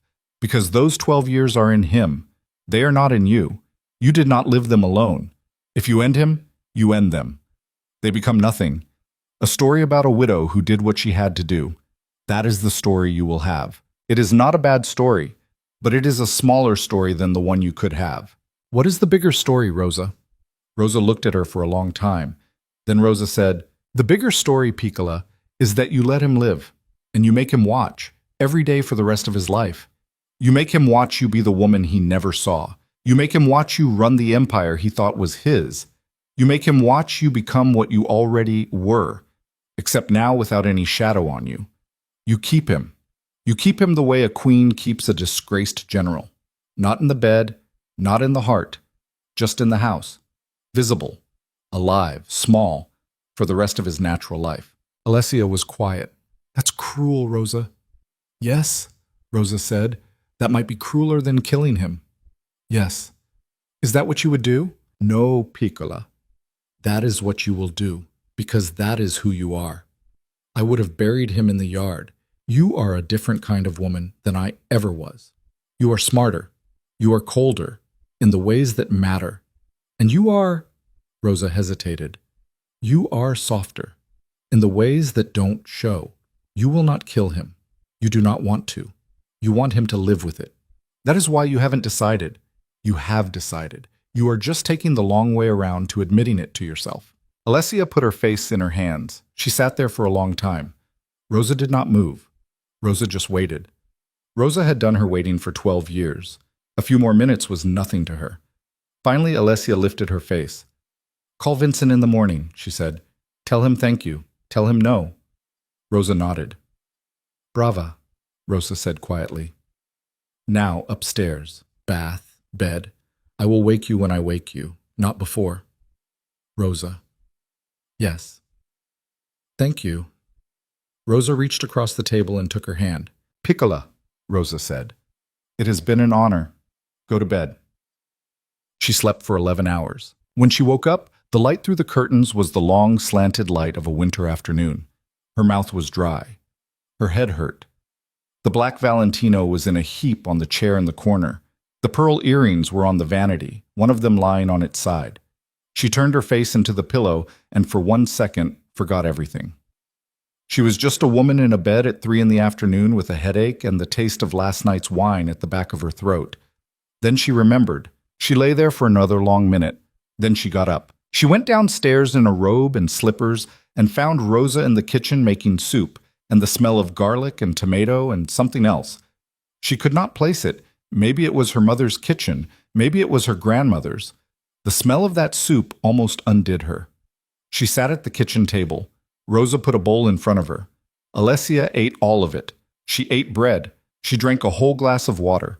She realized, halfway through the bread, that she had not eaten anything substantial in 3 days. "Where is he?" she said. "The blue room." "Still?" "He has not come out. I brought him breakfast at 10. He did not eat it. I took it away. He is sitting on the bed in his undershirt. He has not showered. He has not shaved. He is looking at the wall. Has anyone called?" "Everyone has called, Piccola. I did not answer. I sent all of it to the phone in the study. You can go through it when you are ready." Luca. "He is outside. He has been outside since 8 in the morning. He is in his car. He will not leave. Tell him to come in." "He will not come in. I already told him. He said he will stay in the car until you are ready to see him. I brought him coffee." Alessia almost smiled. "Sophia. Sophia called 4 times. I told her you would call her tonight. She understood. She said to tell you she is proud of you and that Vincent sends his respects, and that nothing needs to be done today. Everything can wait until Monday." "Good. There is one more thing." "What?" Rosa hesitated. "There is a lawyer waiting in the sitting room," she said. "Mr. Caruso." "From the firm on Madison. He has been here since 1. He would not leave. He says he has documents for you to sign. He says he was retained by Don Colombo yesterday on your behalf. Alessia closed her eyes. Vincent Colombo had spent all of yesterday, while she had been at the Vanity doing her makeup, preparing the legal architecture of her next life. He had known, before she had known herself, exactly what she was going to decide. He had known she would not have Dante killed. He had known she would not leave him. He had known she would keep him. And he had retained a lawyer in advance to paper over the shell of her marriage so cleanly that, by the time she came down for lunch on a Saturday afternoon, the papers were already on her dining room table, waiting for her signature. Vincent Colombo did not play. "Tell Mr. Caruso," she said, that I will see him in 20 minutes. Tell him thank you for waiting." "Yes, Piccola." "And Rosa." "Yes." "Take breakfast up to the blue room again. Eggs, the way he likes them. Coffee, the paper. Do not say anything to him. Just put the tray down and leave it." Rosa looked at her. Rosa did not ask. Rosa just nodded. "Yes, Piccola." Mr. Caruso was a thin man in his 60s with steel-gray hair and the posture of a former military officer. He stood up when she came into the sitting room, and he did not look at her with pity, which was the first thing she noticed about him and the thing she liked most. He looked at her the way a lawyer looks at a new client who is going to be a great deal of work and is also going to be worth it. "Mrs. Russo." "Mr. Caruso." "Thank you for seeing me. Thank you for waiting. Don Colombo retained my firm yesterday on a matter related to the reorganization of your household. The documents have been prepared. They are ready for your review. Walk me through them." He walked her through them. There were 7 documents. The first was a trust, a very large, very complex trust that would hold every legitimate asset currently under Alessia's name, with Alessia as the sole beneficiary and sole trustee, and with a list of contingent beneficiaries that did not include Dante Russo under any circumstance whatsoever. The second was a power of attorney document, granting Alicia full legal authority over every aspect of Dante's personal affairs, including his medical care, his finances, his legal representation, and his residence, effective immediately. The third was a post-nuptial agreement, already countersigned by Carmine Pastore in New Jersey, which eliminated any future claim Dante could make against any asset Alessia currently held or would ever hold, and which stipulated that any divorce action would be resolved according to terms set unilaterally by Alessia at the time of filing. The fourth was a corporate restructuring package that moved the operational control of the Russo organization into a holding company called Morelli Ventures LLC, which was registered in Delaware and had Alessia as its sole principal. The fifth was a non-disclosure agreement designed for Dante's signature. The sixth was a similar non-disclosure for Luca. The seventh was a document Alessia did not recognize. "What is this one?" she said. Mr. Caruso looked at it. "This one," he said, "is a personal matter. Don Colombo asked me to include it. He said you would understand." She read it. It was a small, simple document, 2 pages. It was a conditional deed of gift, transferring one specific asset from Vincent Colombo, personally, to Alessia Moretti, personally. The asset was a house, a small stone house on the Amalfi Coast, outside a town called Praiano. The conditional clause was very narrow. The gift would take effect only in the event that, at some point in the future, Alessia Moretti Russo decided that she wished to leave New York permanently and required a place to live that was not known to anyone in her present life. The condition was this: she did not have to tell Vincent if she used it.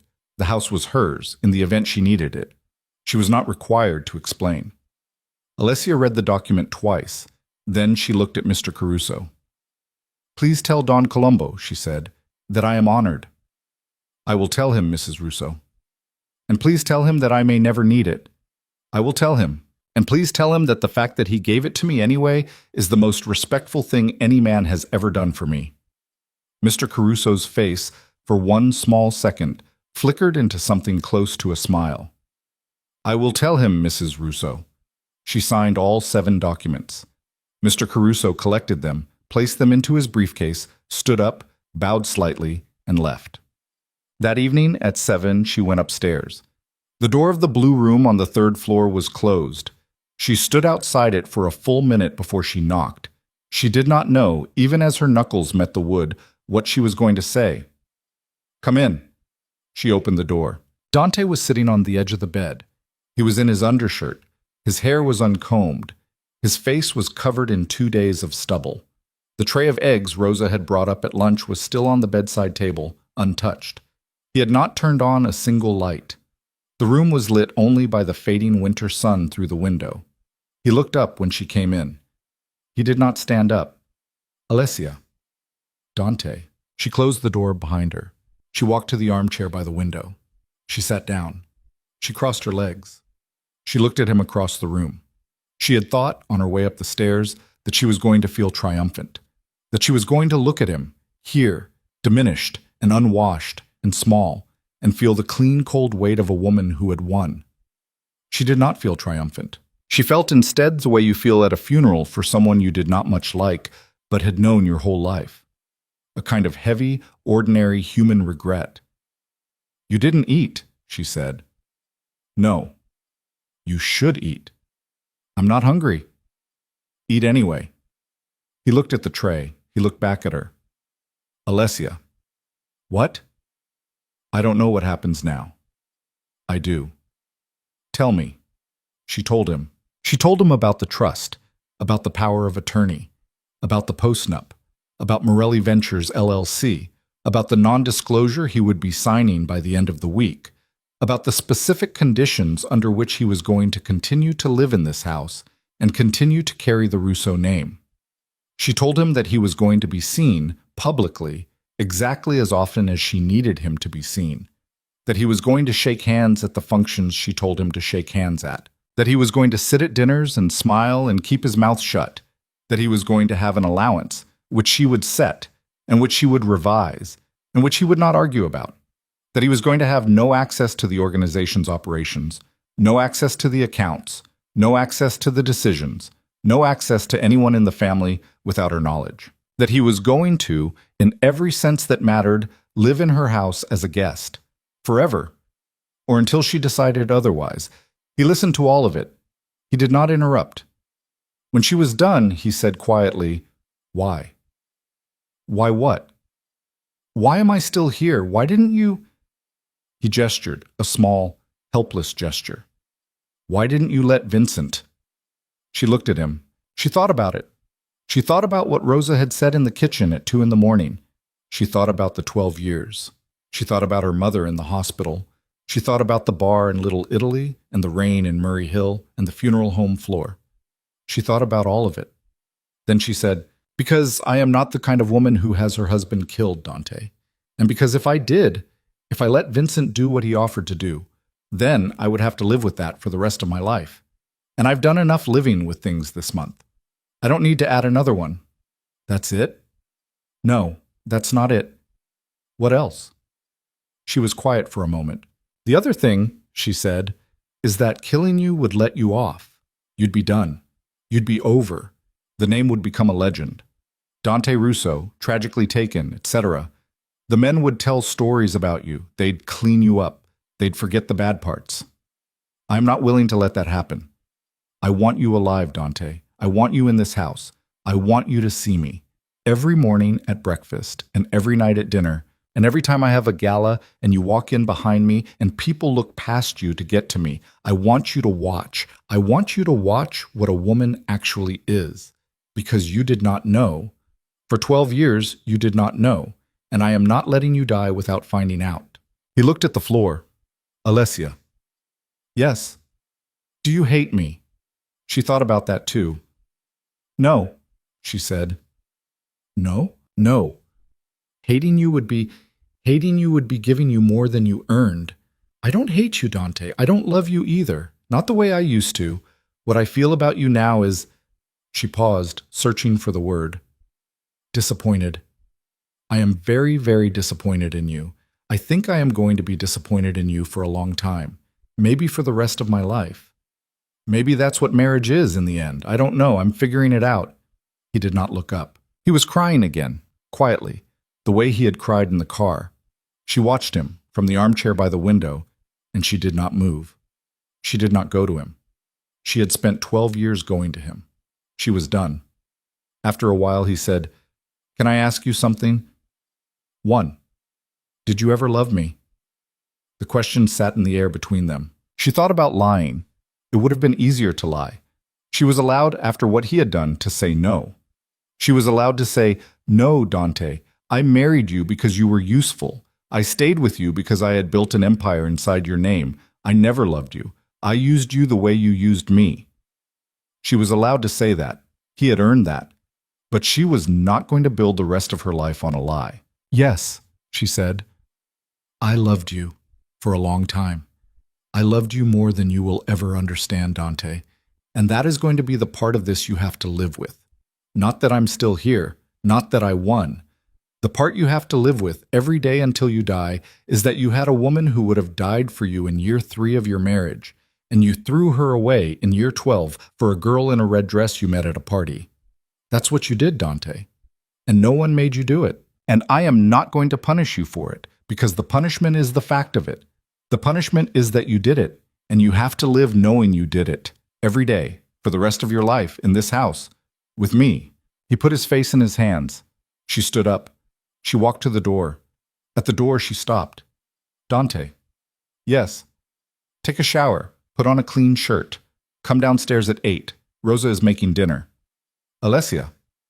"Yes." "Thank you." She did not answer him. She walked out. She closed the door behind her. She walked down the stairs to the second floor and into her own bedroom, and she sat on the edge of the bed for a long time with her hands in her lap. And she did not cry, and she did not smile, and she did not call Sophia or Vincent or Luca, and she did not do anything at all except sit there and breathe until the winter dark came down outside the window, and Rosa, downstairs, began to set the table for dinner. That was how it began, the new life, the life after. It did not happen all at once. Nothing ever does. The weeks that followed were not cinematic. They were not dramatic. They were small and strange, and full of the specific awkwardness of two people who used to be married and were now something else that had no name. Dante came down to dinner every night.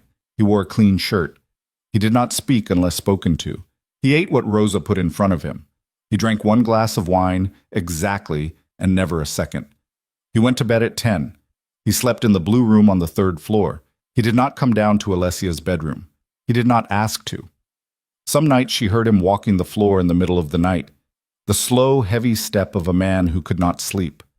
Some nights she heard him crying. Some nights she heard nothing at all, and those nights were, in their own way, harder. She went to work. That was the surprise of it, for her. The thing she had not prepared for.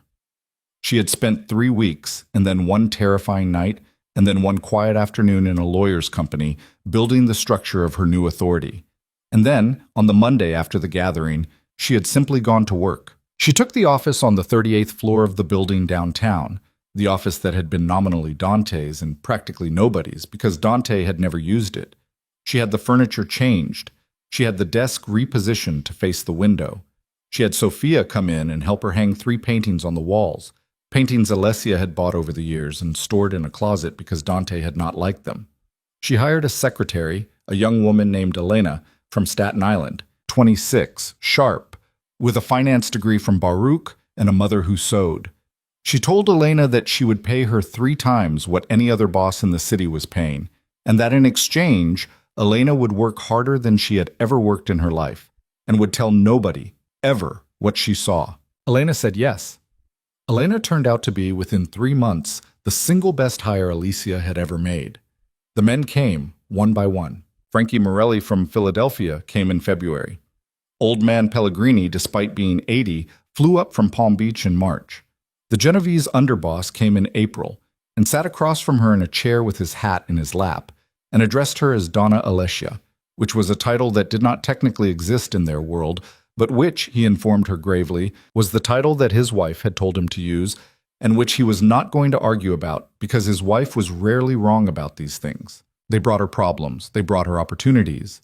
They brought her deals.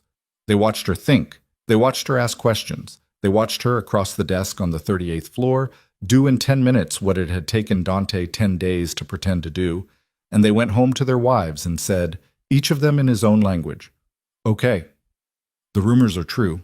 The woman can work." By summer, there was no longer a question. The Russo organization was hers. Every family on the East Coast knew it. The FBI, though she would not learn this for another year, had quietly closed the file on Dante Russo and opened a new one on Alessia Moretti, and had immediately run into the first of many difficulties they would face in building a case against her, which was that there was no case to build. She did not traffic. She did not extort. She did not kill. She had inherited, through the accident of her competence and the collapse of her husband's pride, an organization that had been, for 2 decades, a loose collection of criminal enterprises. She spent 5 years turning it into something else. She sold off, quietly, every operation she considered dangerous. She shut down the loan sharking. She ended the numbers game. She moved the organization, piece by piece, into the legitimate businesses she had been secretly building on its back for a decade. The construction company became a real construction company. The restaurants became real restaurants. The real estate holdings, which had always been real, became the backbone of a commercial empire that, by the time she was 45, would be valued at something north of $800 million. She ran all of it.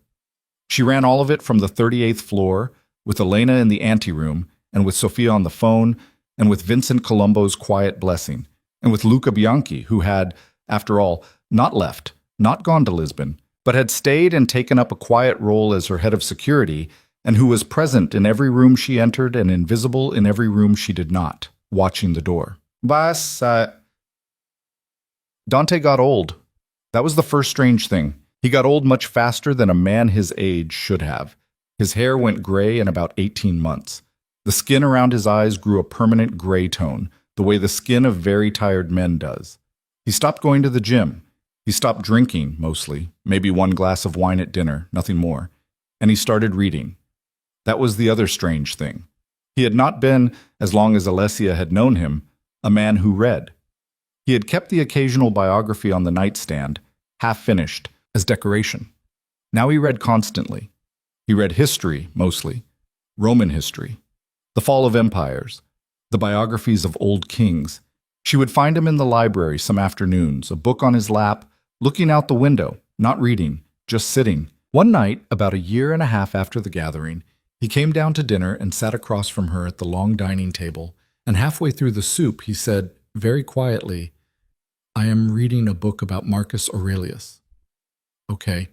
He had a son, Commodus. The son took over after him. The son was a disaster. I know, I took Latin. Right, of course you did. He took a sip of water. He set the glass down carefully. I was thinking, if I had died that night, the night of the Montalto gathering, if Vincent had, if you had said yes, I would have been the father. Dante. I would have been the great boss who was tragically killed by a rival. I would have been a legend. The men would have remembered me as a great man. And you would have had to live in that story, as the grieving widow, as the woman who continued. You would have been carrying my memory around like a heavy bag for the rest of your life. And instead, he stopped. Instead what? Instead, I'm Commodus. I'm alive. I'm the embarrassment. I'm the man everybody knows about and nobody talks about. I'm the husband at your dinners. I'm the ghost in this house. And you don't have to carry anything. You get to just be you. He looked at her. That was generous of you, Alessia. No, it wasn't. Yes, it was. I didn't do it to be generous. I know. You did it to destroy me. I know that. I accept that. I'm saying that the result is that you destroyed me and freed yourself at the same time, which is something only a very smart woman could have done, which is something I should have been smart enough to notice 12 years ago. She did not answer. She ate her soup. After a moment, he said, I'm sorry, Alessia. I know. I don't know if that means anything. It means something. It doesn't fix it. No, she said. It doesn't fix it. But it means something. They did not speak again for the rest of the dinner. But he reached across the table at the end and he put his hand over hers for 1 second. He did not hold it. He did not grip it. He just touched it, briefly, the way a man touches a photograph. And then he took his hand back and he stood up and he went upstairs. She sat at the table for a long time after he was gone. Rosa came in, eventually, and sat down across from her. Piccola, Rosa said. Yes, Rosa. He is changing. I know. Does it bother you? Alessia thought about it. No, she said. It doesn't bother me. I don't know what it is. I don't know what to do with it, but it doesn't bother me. Piccola, can I say something? You can say anything, Rosa. A man who is finally telling the truth about himself at 43 years old for the first time in his life is a different man than the one who lied to you for 12 years. He is not a better man. He is not a good man. But he is a different man. And different is something. And you are allowed, I am only saying you are allowed, I am not telling you anything else. You are allowed to notice. Alessia looked at her. Rosa. Yes. I'm not going back to him. I'm not asking you to. I'm not going to forgive him. I'm not asking that either. Then what are you asking? Rosa shrugged. It was an old Sicilian shrug, the kind that carried a whole century inside it. I'm not asking anything, Piccola. I'm only saying that the story does not have to end the way you told me it would end. You are allowed to let it go somewhere else. You are allowed, in the end, to do what you want, even if what you want is complicated, even if what you want is not what you thought you would want, even if what you want is not clean. You are 38 years old. You have the rest of your life. Let it be a long life. Let it have many chapters. That is all I am saying. That is all. She got up. She kissed Alessia on the top of the head. She went back to the kitchen. Alessia sat at the long dining table alone in the dim light of the chandelier, and she did not cry, and she did not smile, and she thought, for the first time in a very long time, that her mother, on her deathbed in Bensonhurst 7 years ago, might be less ashamed of her than she had feared. She did not forgive him. She wants you to know that.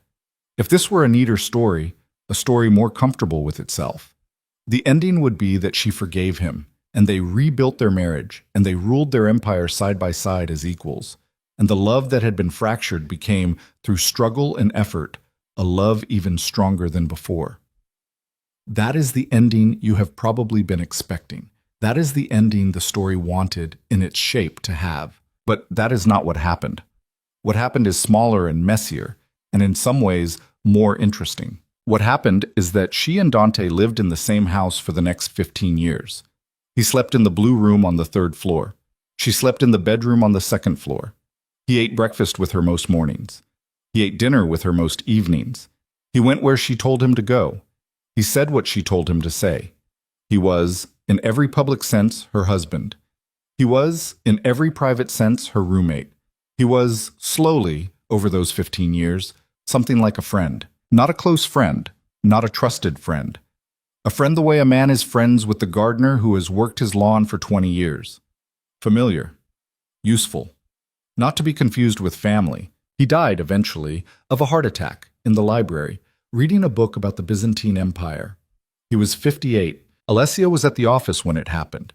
She came home to find him in the chair by the window, the book open on his lap, his reading glasses still on his face. Rosa was sitting in the chair across from him. Rosa had closed his eyes. Rosa had not yet called the ambulance. Rosa had wanted Alessia to see him first, the way he was, before the world came in with its paperwork and its noise. Alessia stood in the doorway of the library and looked at him. She did not cry. She had already done her crying for him years ago, in a kitchen at 11:47 at night, and in a guest bathroom at 3 in the morning, and in the arms of the woman in the wool robe in the foyer of this same house. She walked into the library. She sat down in the chair beside him.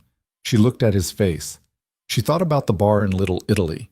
She thought about the rain in Murray Hill.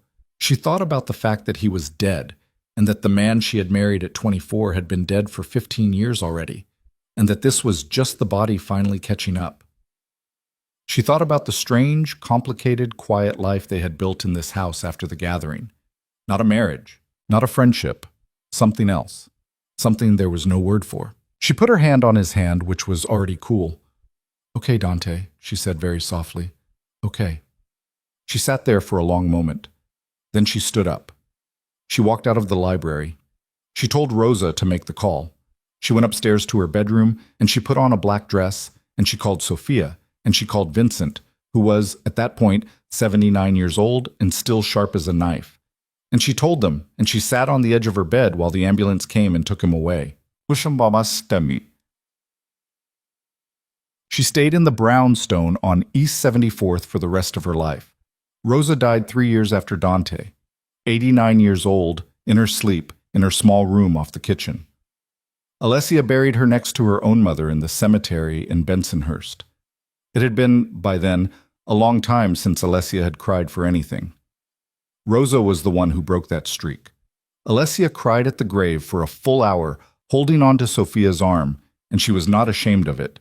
She never remarried. She had, over the years, 2 or 3 careful, quiet relationships with men who understood the rules.